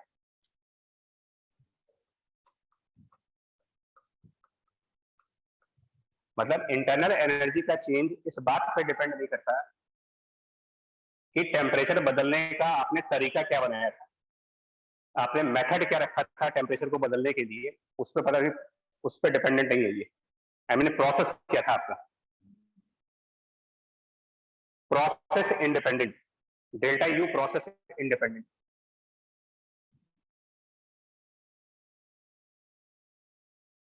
और इसीलिए चेंज ऑफ इंटरनल एनर्जी किसी भी प्रोसेस में, any process, isobaric, isochoric, adiabatic, any process, change of internal energy NRF/2 और साथ में डेल्टा टी, दैट्स ऑल। इसके लिए मल्टीपल फॉर्मूले नहीं, सभी प्रोसेस का डेल्टा यू सेम फॉर्मूले से आता है।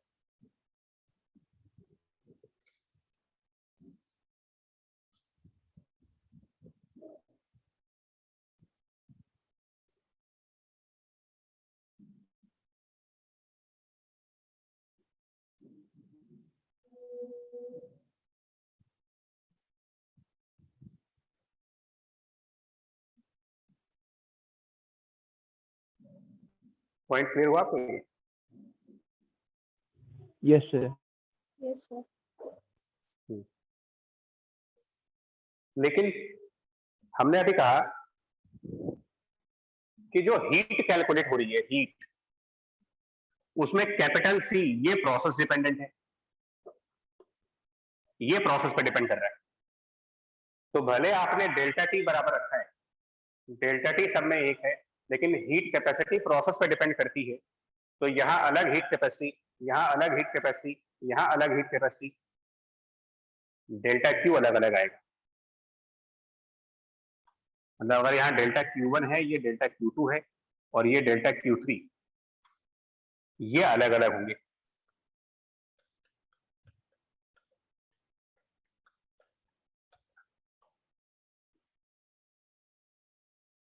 और वर्क डन,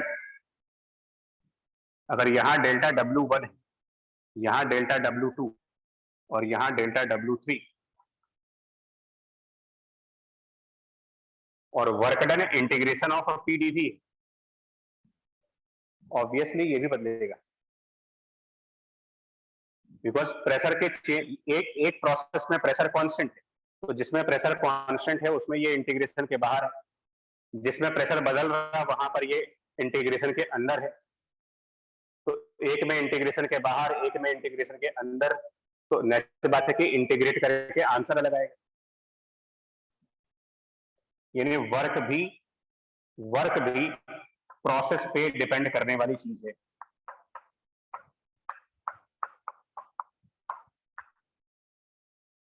लेकिन इन तीनों का एक कॉमन रिलेशन ये है कि डेल्टा क्यू माइनस डेल्टा डब्ल्यू विच इज डेल्टा यू,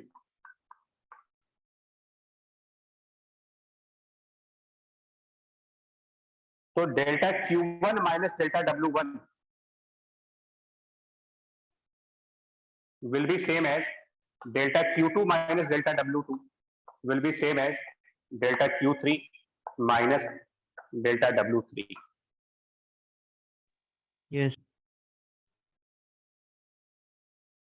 मतलब कि फर्स्ट लॉ ऑफ थर्मोडायनेमिक्स में delta Q minus delta W विच डेल्टा U, ये प्रोसेस पे डिपेंड कर रहा है, ये प्रोसेस पे डिपेंड कर रहा है, बट इनका डिफरेंस वो प्रोसेस पे डिपेंड नहीं कर रहा। मतलब अगर किसी प्रोसेस में डेल्टा Q ज्यादा होगा तो डेल्टा W भी ज्यादा होगा, ताकि डिफरेंस उतना ही रहे।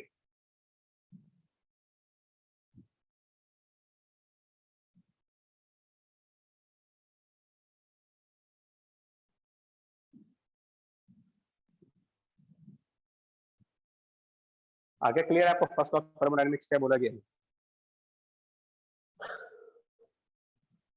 Yes, sir.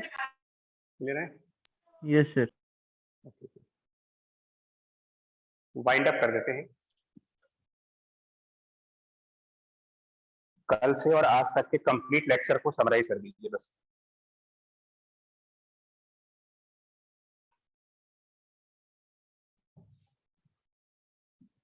पहले तो आपका what is first law of thermodynamics summarise कर रहे हैं इसको, तो that is delta Q minus delta W is delta U। यहाँ पर मैं प्रोसेस लिख रहा हूँ जिससे आपको ये याद रहेगा कि ये प्रोसेस पे डिपेंड करने वाली चीज, और यहाँ प्रोसेस नहीं लिखने, मतलब डेल्टा U प्रोसेस पे डिपेंड नहीं करता। ये पहला रिलेशन। दूसरा CV, ये आज डिराइव किया है RF/2 and CP R plus CV, difference R होता है इनका, and they are molar heat capacity at constant volume and constant pressure, और F which is degree of freedom, F is the degree of freedom। ये अभी हम लोगों ने आज पढ़ा है 3, 5, 6 मोनो, डाया और पॉली। तो अगर आपको डाया एटॉमिक का CV चाहिए, CV की वैल्यू डाया एटॉमिक के लिए, तो आप F की जगह 5 रख लो। मोनो एटॉमिक का CV चाहिए, F की जगह 3, पॉली एटॉमिक CV चाहिए, और CV मिल जाएगा तो CP भी आ जाएगा।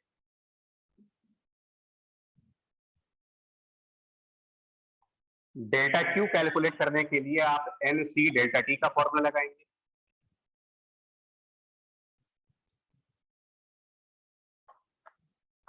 अब जिस प्रोसेस का डेल्टा Q, C भी उसी प्रोसेस का,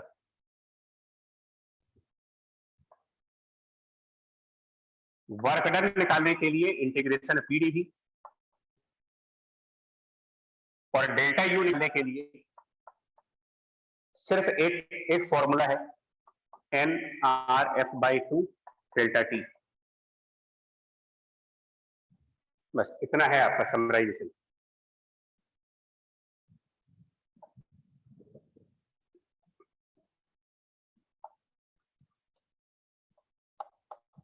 और इसको लिस्ट कर दीजिए। प्रेशर कांस्टेंट है तो क्या होगा, वॉल्यूम कांस्टेंट है तो क्या होगा, टेम्परेचर कांस्टेंट है तो क्या होगा, और अगर एडियाबैटिक प्रोसेस है तो क्या होगा। एक एक करके बताते हैं क्या आएगा। वर्क का फॉर्मूला क्या आएगा, डेल्टा U का फॉर्मूला क्या आएगा, और हीट का फॉर्मूला क्या आएगा। तो अगर प्रेशर कांस्टेंट है तो प्रेशर इंटीग्रेशन से बाहर जाए, work will be pressure P integration से बाहर, और इनिशियल वॉल्यूम से फाइनल वॉल्यूम जब इंटीग्रेट करेंगे तो ये V final minus V initial.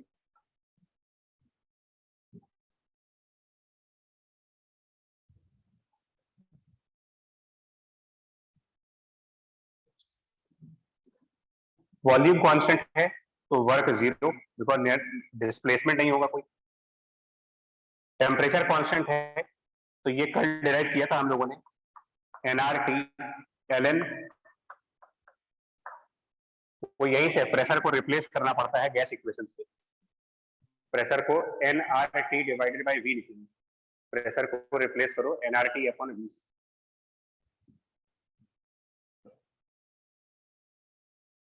और अगर एडियाबैटिक प्रोसेस है तो वर्क की वैल्यू,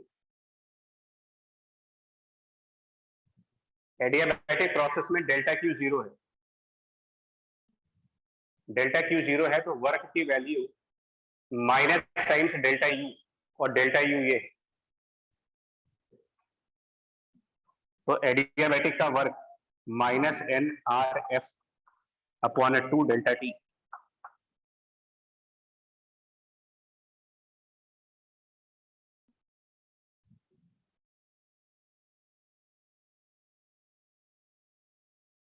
और ये जो nR डेल्टा टी है इसको गैस इक्वेशन से कुछ लिख सकते हैं, nR डेल्टा टी को minus f/2 nR delta T gas equation से P2 V2 minus P1 V1, और ये F है, इसका भी एक रिलेशन होता है। एक्चुअली जो गामा होता है, गामा जिसको एडियाबैटिक एक्सपोनेंट के नाम से जानते हैं, CP/CV होता है। तो CP/CV जब होगा और CP is R plus CV, CP R plus CV, तो यहाँ R plus CV divided by CV is 1 plus R upon CV, और CV is RF/2, CV RF/2, 1 + 2/F हो गया। Gamma is 1 + 2/F। इसी से गामा निकालते हो, मोनोएटॉमिक का गामा निकालना है F = 3, डायटॉमिक का गामा निकालना है F = 5, पॉलीएटॉमिक 6, और यहां से gamma -1 is 2 upon F, and that means F upon 2 is 1 upon gamma -1, और वो F/2 यहां रखिए।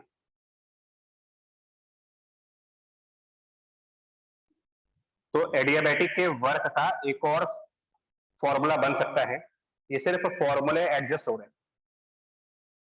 F/2 को 1 upon गामा माइनस, और एक माइनस पहले से है यहाँ,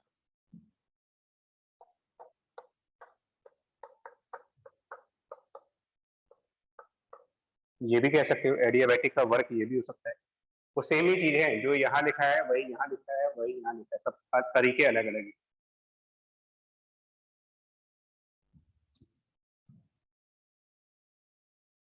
डेल्टा यू एक ही फॉर्मूला है उसका, nRF/2 डेल्टा टी, इसमें भी सेम फॉर्मूला। टेम्परेचर कांस्टेंट है फिर तो ऐसे ही 0 हो गया, बट डेल्टा टी 0 हो गया, और बाकी सब में मतलब ये सबके लिए कॉमन, डेल्टा यू का फॉर्मूला कॉमन है एक्सेप्ट आइसोथर्मल जहां पर ये 0 है।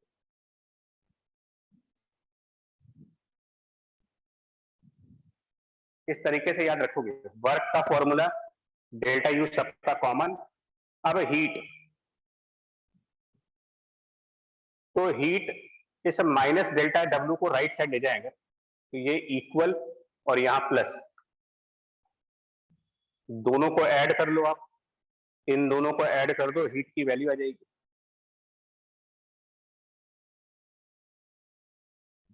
वर्क प्लस डेल्टा यू बराबर हीट। तो वर्क का फॉर्मूला लिख दिया, डेल्टा यू सबके लिए एक जैसा है, दोनों को ऐड करके जो आंसर बने वो अमाउंट ऑफ हीट है। या फिर यहां पर NCP डेल्टा टी, यहां NCV डेल्टा टी। एडियाबैटिक में हीट की वैल्यू 0 है और आइसोथर्मल में डेल्टा U 0 है, डेल्टा U 0 है। तो जो वर्क है वही हीट है। तो हीट का formula nRT ln V2/V1।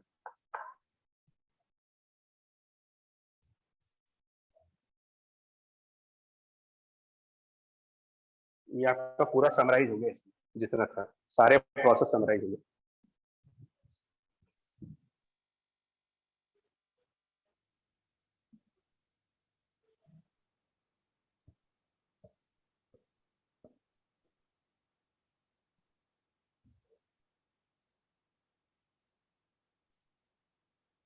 Done.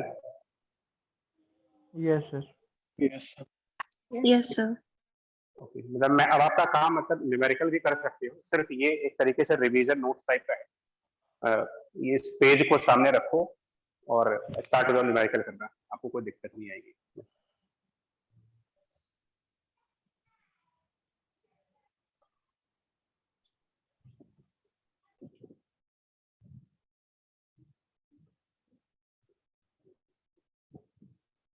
हाँ, कुछ 2-3 पॉइंट्स और हैं। जैसे एक होता है, इसमें 2 टॉपिक्स और पूछे जाते हैं। They are bulk modulus of process. किसी भी प्रोसेस की बल्क मॉडुलस कैसे निकालते हैं। तो देखो, बल्क मॉडुलस इलास्टिसिटी में डिफाइंड था कि it was minus delta P upon delta V upon V, stress by strain.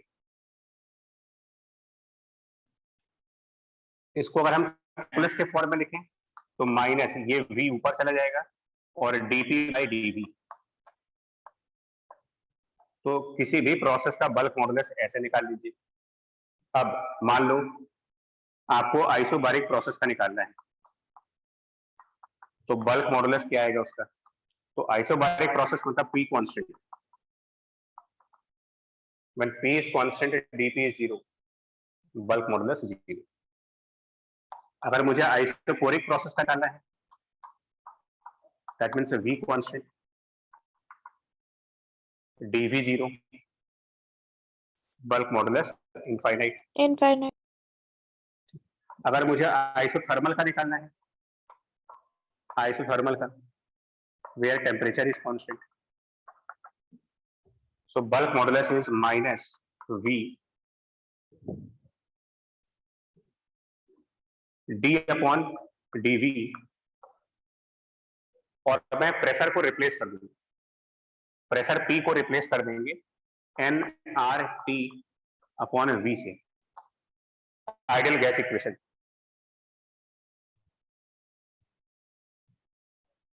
Now n constant, R constant, T constant, ये तीनों डिफरेंशिएशन से बाहर आ गए। तो ये माइनस V nRT और डिफरेंशिएशन ऑफ 1 अपॉन V, मतलब V to the power -1, V to the power -1 का डिफरेंशिएशन जब करोगे तो ये -1 और V to the power -1 differentiation का पावर रूल, मतलब नीचे V स्क्वायर आ जाएगा और एक माइनस आ जाएगा, तो ये माइनस यहाँ प्लस हो जाएगा और नीचे V स्क्वायर आ जाएगा, डिफरेंशिएशन ऑफ 1 अपॉन V करके। और ये पूरी value nRT divided by V है, एक V कैंसिल हो जाएगा एंड ये चीज प्रेशर के बराबर है। तो बल्क मॉडुलस और प्रेशर इक्वल।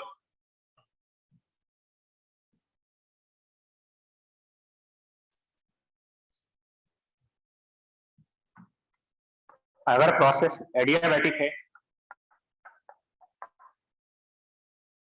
तो उसमें कुछ कांस्टेंट नहीं होता है। एडियाबैटिक में ना प्रेशर कांस्टेंट, ना वॉल्यूम कांस्टेंट, ना टेम्परेचर कांस्टेंट, कुछ भी कांस्टेंट नहीं।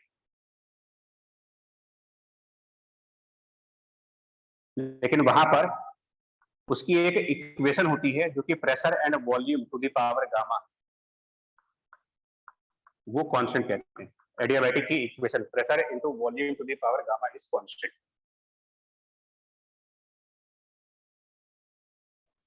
तो इसका जब बल्क मॉडुलस निकालना होगा, फॉर्मूला सबके लिए सेम है, minus V D upon d V, और इसमें प्रेशर को रिप्लेस करेंगे, प्रेशर को यहां से रिप्लेस करेंगे, constant divided by volume to the power gamma.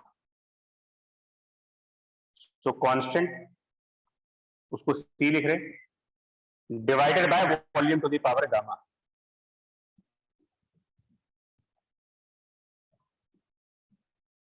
तो ये हो गया कांस्टेंट और v to the power gamma minus 1,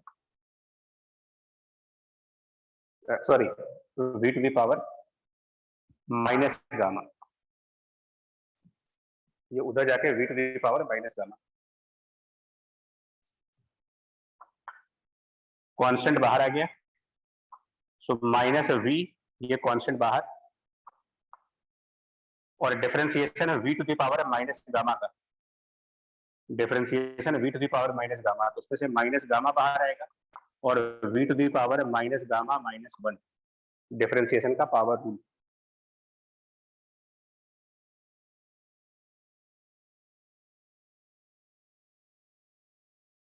ये गामा है, यहाँ पर ये गामा लिखा हुआ है, ये v लिखा है, v ये गामा, और कांस्टेंट को वापस p v to the power gamma लिख दीजिए, कांस्टेंट को फिर से रिप्लेस करें p v to the power gamma, मतलब जो ये कांस्टेंट है।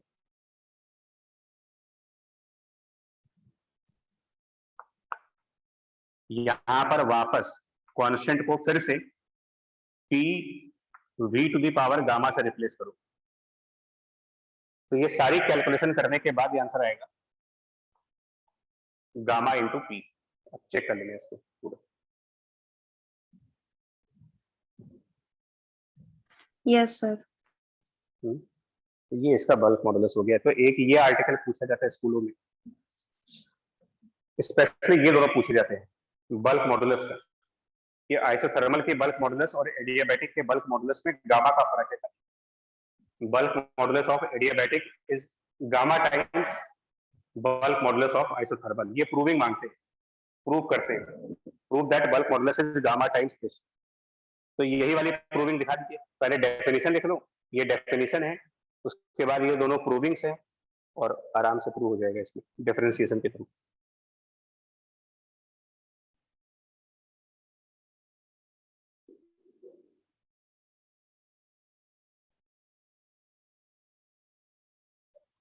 ठीक है ये?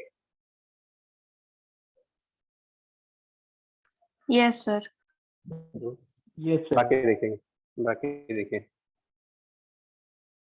एक और आर्टिकल आता है इसमें एग्जाम्स में, एक और आर्टिकल पूछते हैं, और वो आर्टिकल है स्लोप ऑफ पीवी कर्व। ये भी पूछा जाता है आपसे।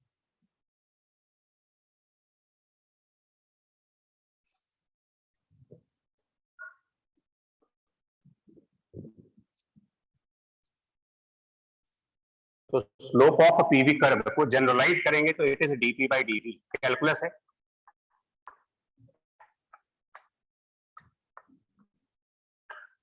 जनरलाइज फॉर्म में डीपी बाई डीवी है। तो अगर हम आइसोथर्मल का निकालते हैं, अगर यही चीज आइसोथर्मल के लिए निकाली जाए और यही चीज एडियाबैटिक के लिए निकाला जाए,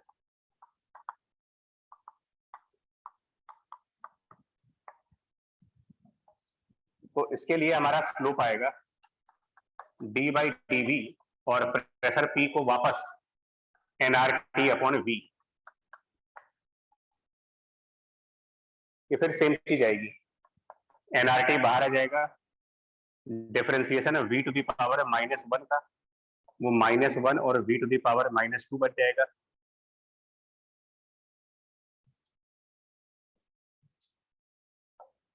और ये -nRT अपॉन वी स्क्वायर बन जाएगा। एनआरटी को फिर से एनआरटी को फिर से P इंटू वी लिखेंगे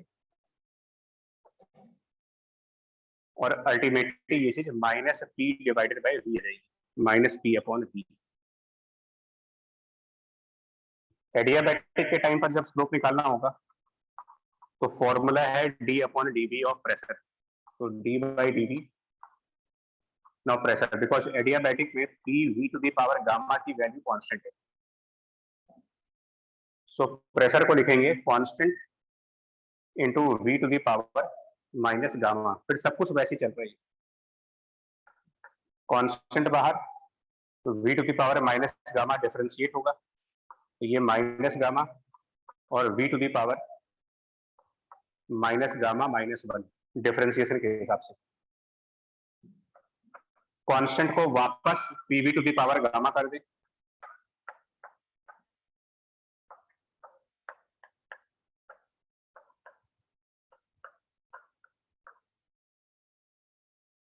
और ये पूरा सिंप्लीफाई होने के बाद आएगा minus gamma times P upon V, simplify होने के बाद minus gamma P by V।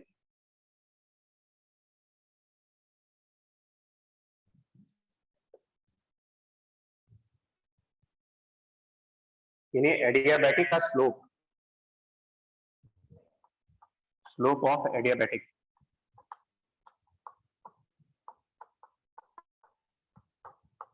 और स्लोप ऑफ आइसोथर्मल पीवी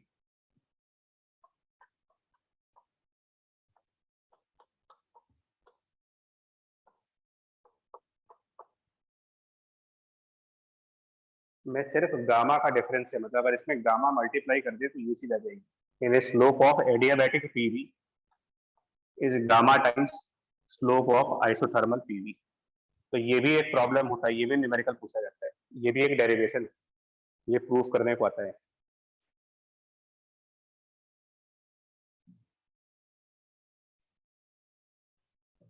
सिर्फ ये याद रखोगे तो ये सब चीजें समझ होने लगती है, मतलब ये पता होना चाहिए, उसके बाद मैथ है, मैथ अपने हिसाब से लगा लो।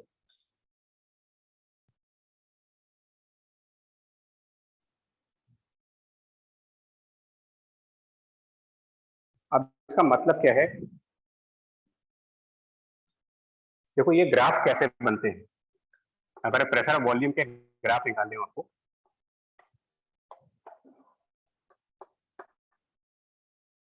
तो आइसोथर्मल में वॉल्यूम बढ़ने पर प्रेशर की वैल्यू कम होती है, because P into V is constant, ये आइसोथर्मल है, pressure into volume is a constant value, तो अगर वॉल्यूम बढ़ेगा तो प्रेशर कम होगा, तो ये हाइपरबोला है।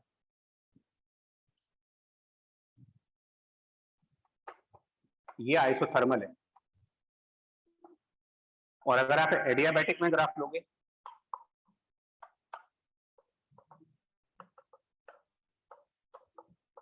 जिसकी इक्वेशन है pressure into volume to the power gamma, ये भी कांस्टेंट है, इसमें भी सेम चीज होती है, वॉल्यूम बढ़ेगा तो प्रेशर कम होगा, दोनों एक जैसे ग्राफ है।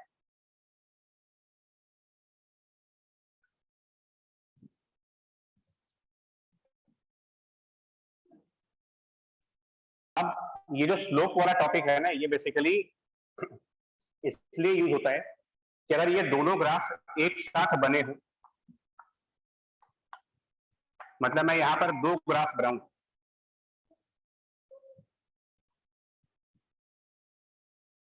और आइडेंटिफाई करने को दे दूं कि कौन सा आइसोथर्मल है और कौन सा एडियाबैटिक, बिकॉज दोनों देखने में एक जैसे होते हैं, दोनों देखने में एक जैसे हैं, नीचे तो वाला आइडेंटिफाई एडियाबैटिक का स्लोप ज्यादा है gamma times, yes sir, adiabatic की स्लोप ज्यादा है, मतलब एडियाबैटिक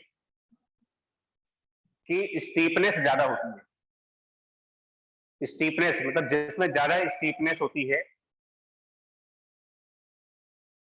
और ज्यादा स्टीपनेस का मतलब हॉरिजॉन्टल से जितने बड़े एंगल पर होगा, ये ज्यादा स्टीप कर्व है, मतलब जो जिसमें ढलान ज्यादा हो, ढलान मतलब जो जल्दी से नीचे आ रहा हो, जो ग्राफ जल्दी से नीचे आ रहा है वो एडियाबैटिक। और जो धीरे धीरे नीचे आ रहा है वो आइसोथर्मल है।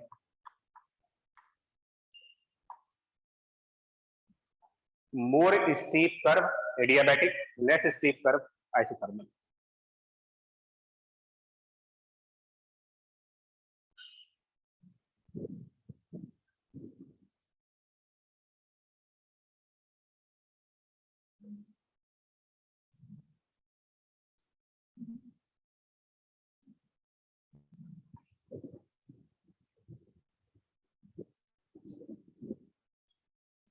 ठीक है ये पॉइंट।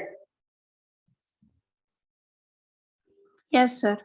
बोलो भाई, तो जल्दीबाजी Yes. करना चाह रहे हैं लेकिन। Yes yes sir. सर।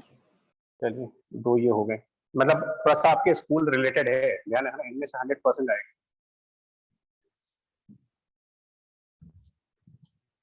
अब एक और कंसेप्ट बताएं, इसमें ये कहा जाता है कि वर्क डन जो था which was integration of a PDV, तो इसको हमने ये भी कहा था कि ये एरिया से भी निकाल सकते हैं, area of a pressure volume graph से भी आता है। तो कुछ इसको जरा इलस्ट्रेट कर दें कि मान लिया वॉल्यूम और प्रेशर और उनमें कुछ ग्राफ है ऐसे, वॉल्यूम 1 मीटर क्यूब से 3 मीटर क्यूब चला गया एंड प्रेशर की वैल्यू 2 न्यूटन पर मीटर स्क्वायर से, और सपोज 8 न्यूटन पर मीटर स्क्वायर आ गया पॉइंट ए और पॉइंट बी। तो कितना वर्क किया हमने ए से बी तक, work from A to B. तो पॉइंट ए और पॉइंट बी के नीचे का ये पूरा एरिया कैलकुलेट करिए, टोटल एरिया जो ट्रेपेजियम बन रहा है, area of trapezium half sum of parallel sides 2 plus 8 and the separation between the two parallel sides 1 और 3 2, इतने जूल्स का आंसर आ जाएगा, सीधा सीधा क्वेश्चन।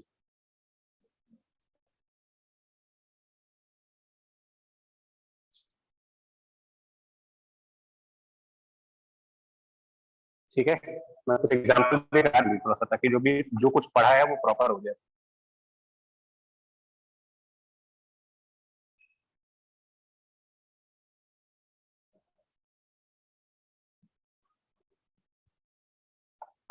अगर वॉल्यूम वर्टिकल एक्सिस पर है और प्रेशर हॉरिजॉन्टल एक्सिस पर है एंड ग्राफ कुछ ऐसे जा रहा हूं, ये वैल्यू 2, ये वैल्यू 8, ये वैल्यू मान लो 1 और ये वैल्यू 3, तो एरिया हमेशा वॉल्यूम एक्सिस से देखा जाएगा, मतलब इसको वॉल्यूम से मिला होगा। जो ग्राफ दिया गया है उसको वॉल्यूम से मिलाइए और ये वाला एरिया वर्क होगा।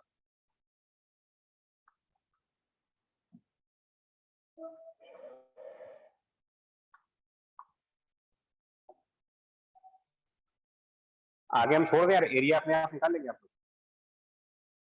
Yes sir. Yes sir. Yes, sir. Yes sir. Yes, sir. Right. अच्छा, ये एरो देखना, अगर ये एरो इंक्रीजिंग वॉल्यूम की तरफ है तो पॉजिटिव वर्क रखोगे, क्योंकि एक्सपेंशन, मतलब अगर ऐसा हो जाए प्रेशर वॉल्यूम, ठीक, और मान लिया ग्राफ ऐसे है नीचे लेकिन एरो इस तरीके से,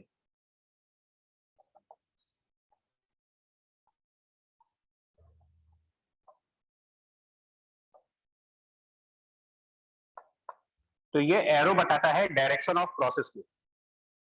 एरो ये बता रहा है लेफ्ट साइड, मतलब कि वॉल्यूम कम किया जा रहा है। ये जो एरो होता है वो हमेशा इनिशियल पॉइंट से फाइनल पॉइंट की तरफ जाता है, तो उसका मतलब पहले ज्यादा वॉल्यूम है, बाद में वॉल्यूम कम है, मतलब ये कंप्रेशन हो रहा है। तो यहां पर एरिया तो निकालोगे, ये एरिया फाइंड कर लो आप, लेकिन जो वर्क होगा वो माइनस टाइम्स ऑफ एरिया लिखेंगे। माइनस इसलिए लगाएंगे क्योंकि ये गैस कंप्रेस हो रही है। तो अगर वॉल्यूम बढ़ेगा तो पॉजिटिव, कम होगा तो नेगेटिव।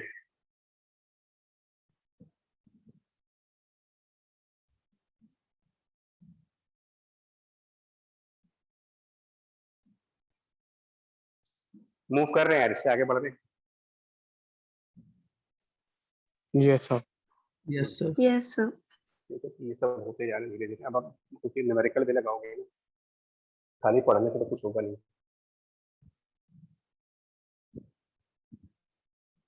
ना अगर हम साइक्लिक प्रोसेस की बात करें, एंड साइक्लिक प्रोसेस का मतलब क्या है? What is cyclic process? A process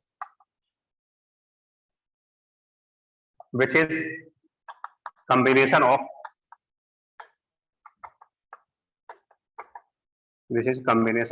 different processes and gas returns to same state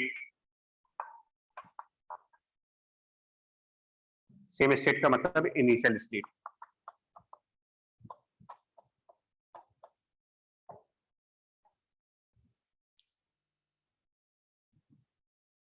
for example, अगर हम कह दें कि कोई गैस है और उसका प्रेशर वॉल्यूम टेम्परेचर कुछ रहा होगा किसी गैस का,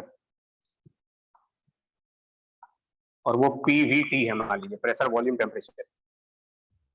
अब हमने क्या किया, प्रेशर कांस्टेंट रखा, वॉल्यूम डबल कर दिया, मतलब आइसोबारिक प्रोसेस पे गए।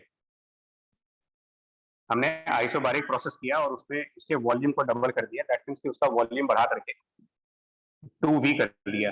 प्रेशर उतना ही है, उतना ही प्रेशर, जितना प्रेशर पहले था उतना ही है, बट वॉल्यूम डबल होगा तो ऑटोमेटिकली टेम्परेचर भी डबल हो जाएगा।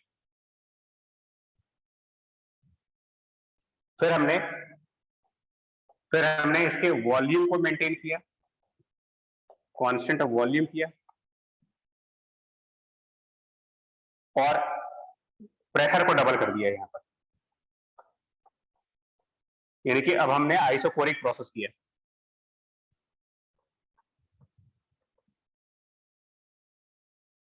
अभी भी टेम्परेचर डबल हो जाएगा।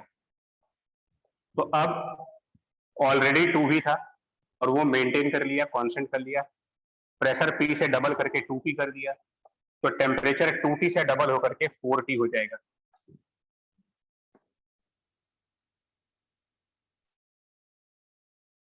और फिर हमने कोई नया प्रोसेस फॉलो किया और वापस यहां आ गए, थर्ड प्रोसेस जिसके बारे में मुझे पता नहीं है, मतलब क्या किया ये नहीं मालूम, बट जो भी किया वो वापस PVT पर आ गया। ठीक है, जो कुछ भी किया हमने वो PVT पर वापस आ गया।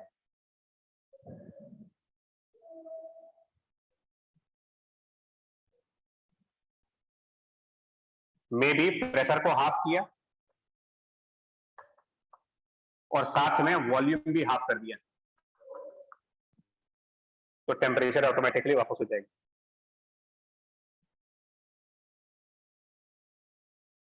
हम लोग वापस वही पहुंच गए जहां से स्टार्ट किया था। ये पूरा साइक्लिक प्रोसेस है, साइक्लिक फिनोमिना। तो इसके अंदर कई सारे छोटे छोटे प्रोसेस हैं, एक आइसोबारिक है, फिर आइसोकोरिक है, फिर कोई नया है, इसीलिए लिखा है कॉम्बिनेशन ऑफ डिफरेंट प्रोसेसेस। कई सारे प्रोसेस को कंबाइंड करके जब वापस वहीं आ जाओ जहां से स्टार्ट हुए थे, तो ये आपका साइक्लिक प्रोसेस हुआ।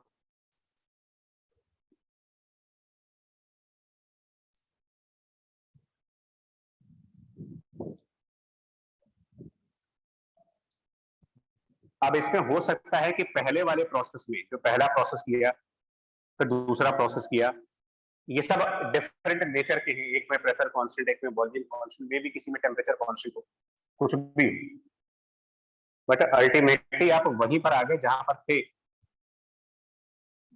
तो change of internal energy for the complete cycle, ये सिर्फ टेम्परेचर डिपेंडेंट क्वांटिटी है। जिस टेम्परेचर से बढ़े थे आप आगे, वापस उसी टेम्परेचर पे आ गए।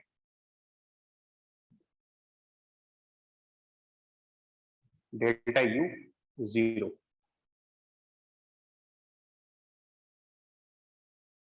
और फर्स्ट लॉ ऑफ थर्मोडायनेमिक्स के हिसाब से delta Q for the complete cycle minus delta U for the complete cycle, delta W।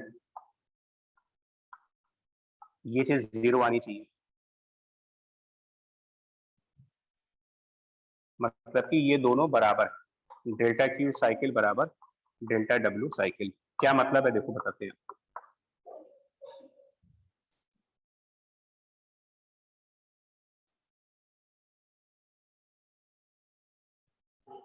Suppose इस प्रोसेस में हमने +200 कैलोरी हीट प्रोवाइड की, +200 कैलोरी हीट हमने दिया। दूसरे प्रोसेस में -150 कैलोरी हीट, और माइनस का मतलब हुआ साइन कन्वेंशन के हिसाब से, पॉजिटिव हीट का मतलब हीट गैस को दी जा रही है, और नेगेटिव हीट में लिखने का मतलब हीट गैस से बाहर निकल रही है। और सपोज तीसरे प्रोसेस में +75 कैलोरी हीट, तो टोटल हीट कितना हुआ ये देखो आप, टोटल हीट +200 -150 और +75, टोटल निकले अगर इन तीनों को ऐड करके टोटल, तो +200 -150 एंड +75 125 कैलोरी टोटल हीट है। तो ये वैल्यू आपकी 125 कैलोरी है।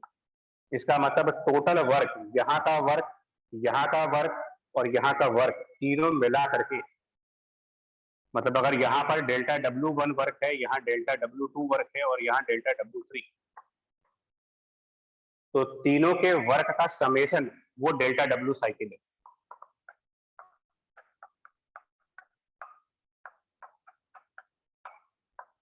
तीनों के वर्क का समेशन करेंगे तो ये समेशन वैल्यू तीनों के हीट के समेशन के बराबर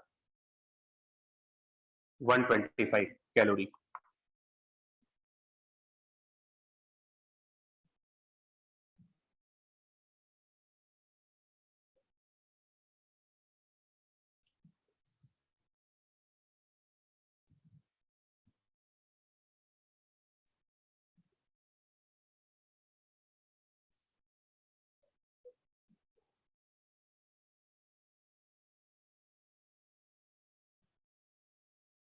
इसको हम ग्राफ से दिखाना चाहें तो ये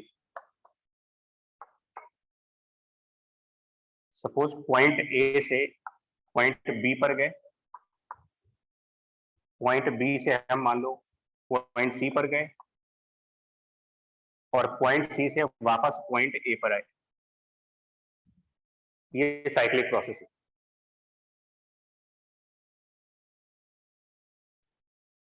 ए से बी में आपसे कहा जा रहा है कि जो चेंज ऑफ इंटरनल एनर्जी, ए से बी में चेंज ऑफ इंटरनल एनर्जी वो +20, बी से सी जाने में चेंज ऑफ इंटरनल एनर्जी -10 है। तो सी से ए आने में चेंज ऑफ इंटरनल एनर्जी कितना होगा? -10 होगा। -10।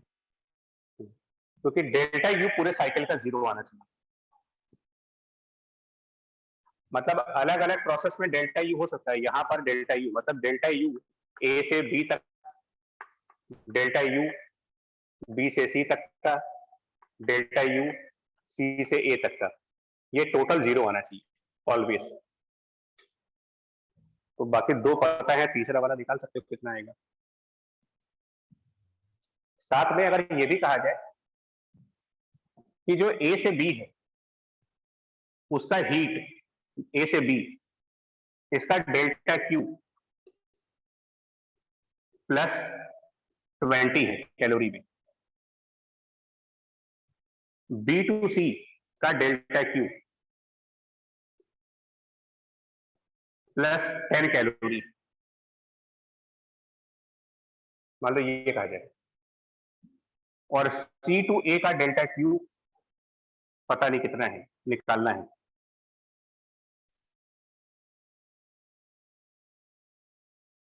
ये निकालना है आपको।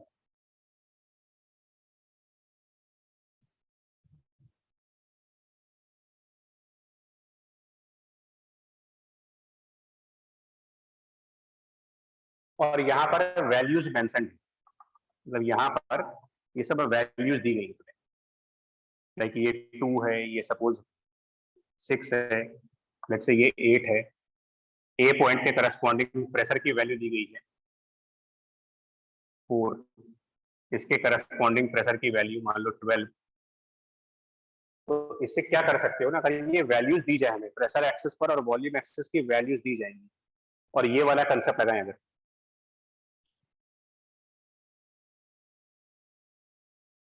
क्या हम सबके वर्क निकाल सकते हैं इस कंसेप्ट के हिसाब से? मान लो मुझे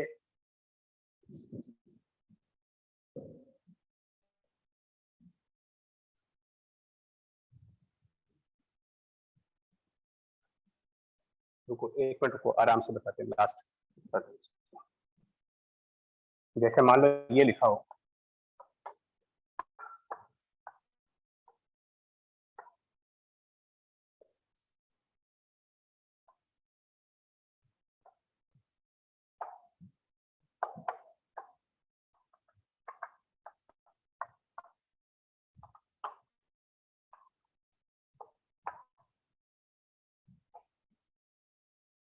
ये सब स्टैंडर्ड यूनिट है, न्यूटन पर मीटर स्क्वायर, और यहाँ पर मीटर क्यूब, और यहाँ पर 2 मोल गैस है, साथ में ये भी दिया गया है कि ये 2 मोल गैस है।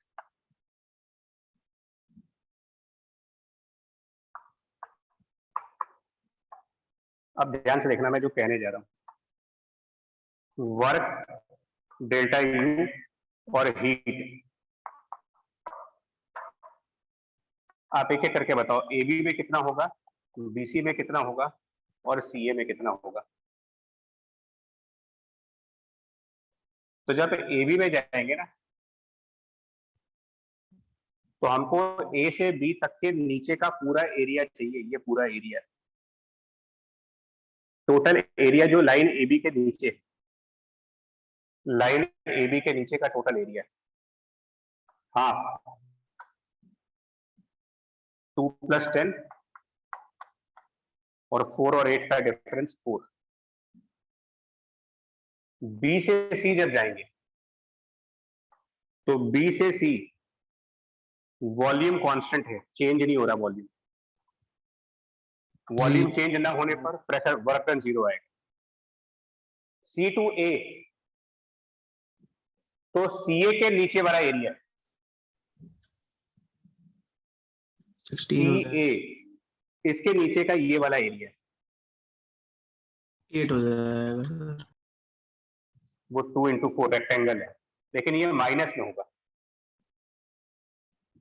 क्योंकि C से A तक हमारा एरो वॉल्यूम डिक्रीज करा रहा है, कंप्रेशन है, यहाँ एक्सपेंशन है, यहाँ पर कंप्रेशन, तो ये पॉजिटिव ये नेगेटिव। और टोटल कितना हुआ, अगर टोटल कैलकुलेट करें तीनों का ऐड करके, टोटल 16 प्लस का नहीं 12, 6, 24 - 8, 16, हाँ ठीक, +16। और अगर पूछे कि इस ट्रायंगल का एरिया क्या बनेगा, एरिया ऑफ दिस ट्रायंगल, वो भी 16 ही बनेगा। अगर आप इसे ट्रायंगल का एरिया निकाल के देखो, एरिया ऑफ ट्रायंगल वो उतना ही आएगा 16। Yes sir. मतलब ये होता है कि जो साइक्लिक प्रोसेस आपका बना है ना, ऐसे करके ऐसे करके ऐसे, इसके अंदर का जो एरिया होता है, इसके अंदर का एरिया, ये आपका टोटल वर्क होता है, total work, total work area inside that triangle, या जो भी फिगर बनेगी, जरूरी नहीं कि ट्रायंगल बने, जो भी ग्राफ बनेगा उसके अंदर वाला एरिया टोटल वैल्यू। और अगर एक इंडिविजुअल चाहिए तो जिसका वर्क चाहिए उसके नीचे का पूरा area, not delta U. Suppose ये 2 मोल मोनोएटॉमिक गैस है, तो डेल्टा यू का फॉर्मूला आपको दिया था NRF, इनफैक्ट यू का फॉर्मूला देखो, यू का फॉर्मूला, इंटरनल एनर्जी का फॉर्मूला था NRF T/2। तो U बराबर F/2, F mono atomic, F3 और nRT is basically pressure and volume.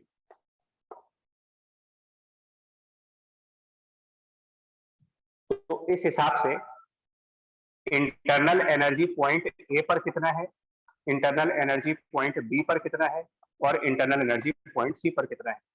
3/2 times pressure और वॉल्यूम का मल्टीप्लिकेशन, पॉइंट ए पर प्रेशर और वॉल्यूम का मल्टीप्लिकेशन, पॉइंट बी पर pressure volume multiplication, point C पर प्रेशर वॉल्यूम मल्टीप्लिकेशन.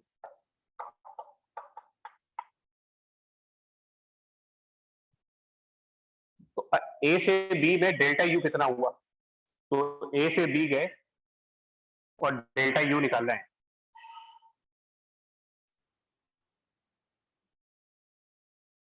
मेरे ख्याल से 108 आ जाएगा ये, इन दोनों का डिफरेंस.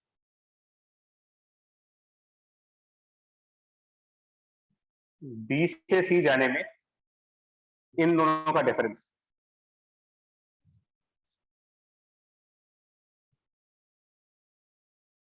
-96 आएगा. यूसी माइनस यूबी, और सी से ए जाने में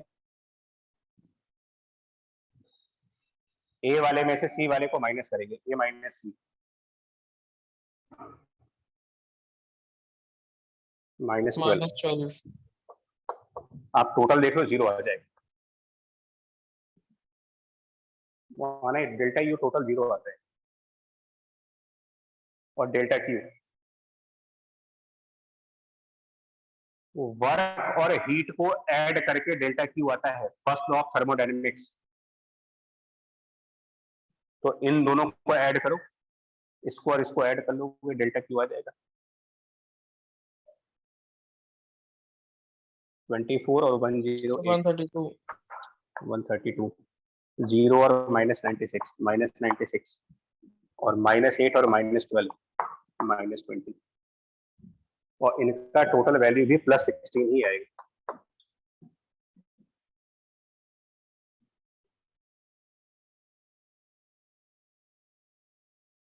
जहां पर पॉजिटिव हीट आ रही है इसका मतलब हीट गिवन टू गैस है, जहां नेगेटिव हीट आ रही है इसका मतलब हीट गिवन बाय गैस है. जहां पॉजिटिव वर्क आ रहा मतलब वो एक्सपेंशन है, जहां नेगेटिव वर्क आ रहा मतलब कंप्रेशन है. तो साइक्लिक प्रोसेस में सब चीजें होती है, एक्सपेंशन होगा तो कंप्रेशन भी होगा, हीट गिवन होगा तो हीट रिलीज भी होगा, सब कुछ होगा. साइक्लिक प्रोसेस में ये सारी बातें होती है.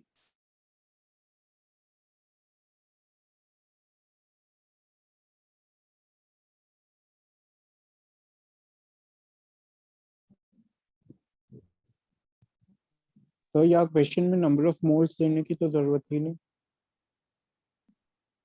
हाँ, यहाँ नहीं थी.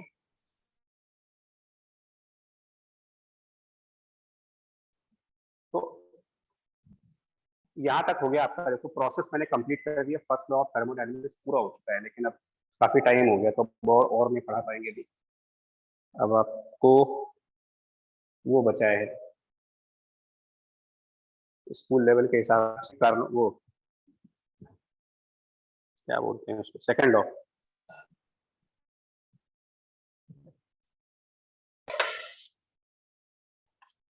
तो स्कूल लेवल में सिर्फ सेकेंड लॉ तक आता है? हमें नहीं पता तुम्हारे स्कूल में क्या पूछा जा रहा है, मैं आइडिया नहीं. अलग अलग स्कूल का अलग अलग सिलेबस है, मतलब यस सर. काफी हद तक आपको थर्मोडायनेमिक्स से जो चीजें पूछी जानी थी, बल्क मॉडुलस और स्लोप, ये जरूर पूछा जाता है. साइक्लिक प्रोसेस, इस टाइप के एग्जांपल्स तो हमने अपनी तरफ से तो काफी कोशिश की है समझाने की. अब आप देख लो आपके स्कूल में क्या सिलेबस है. Okay sir. और एक ये बता दूं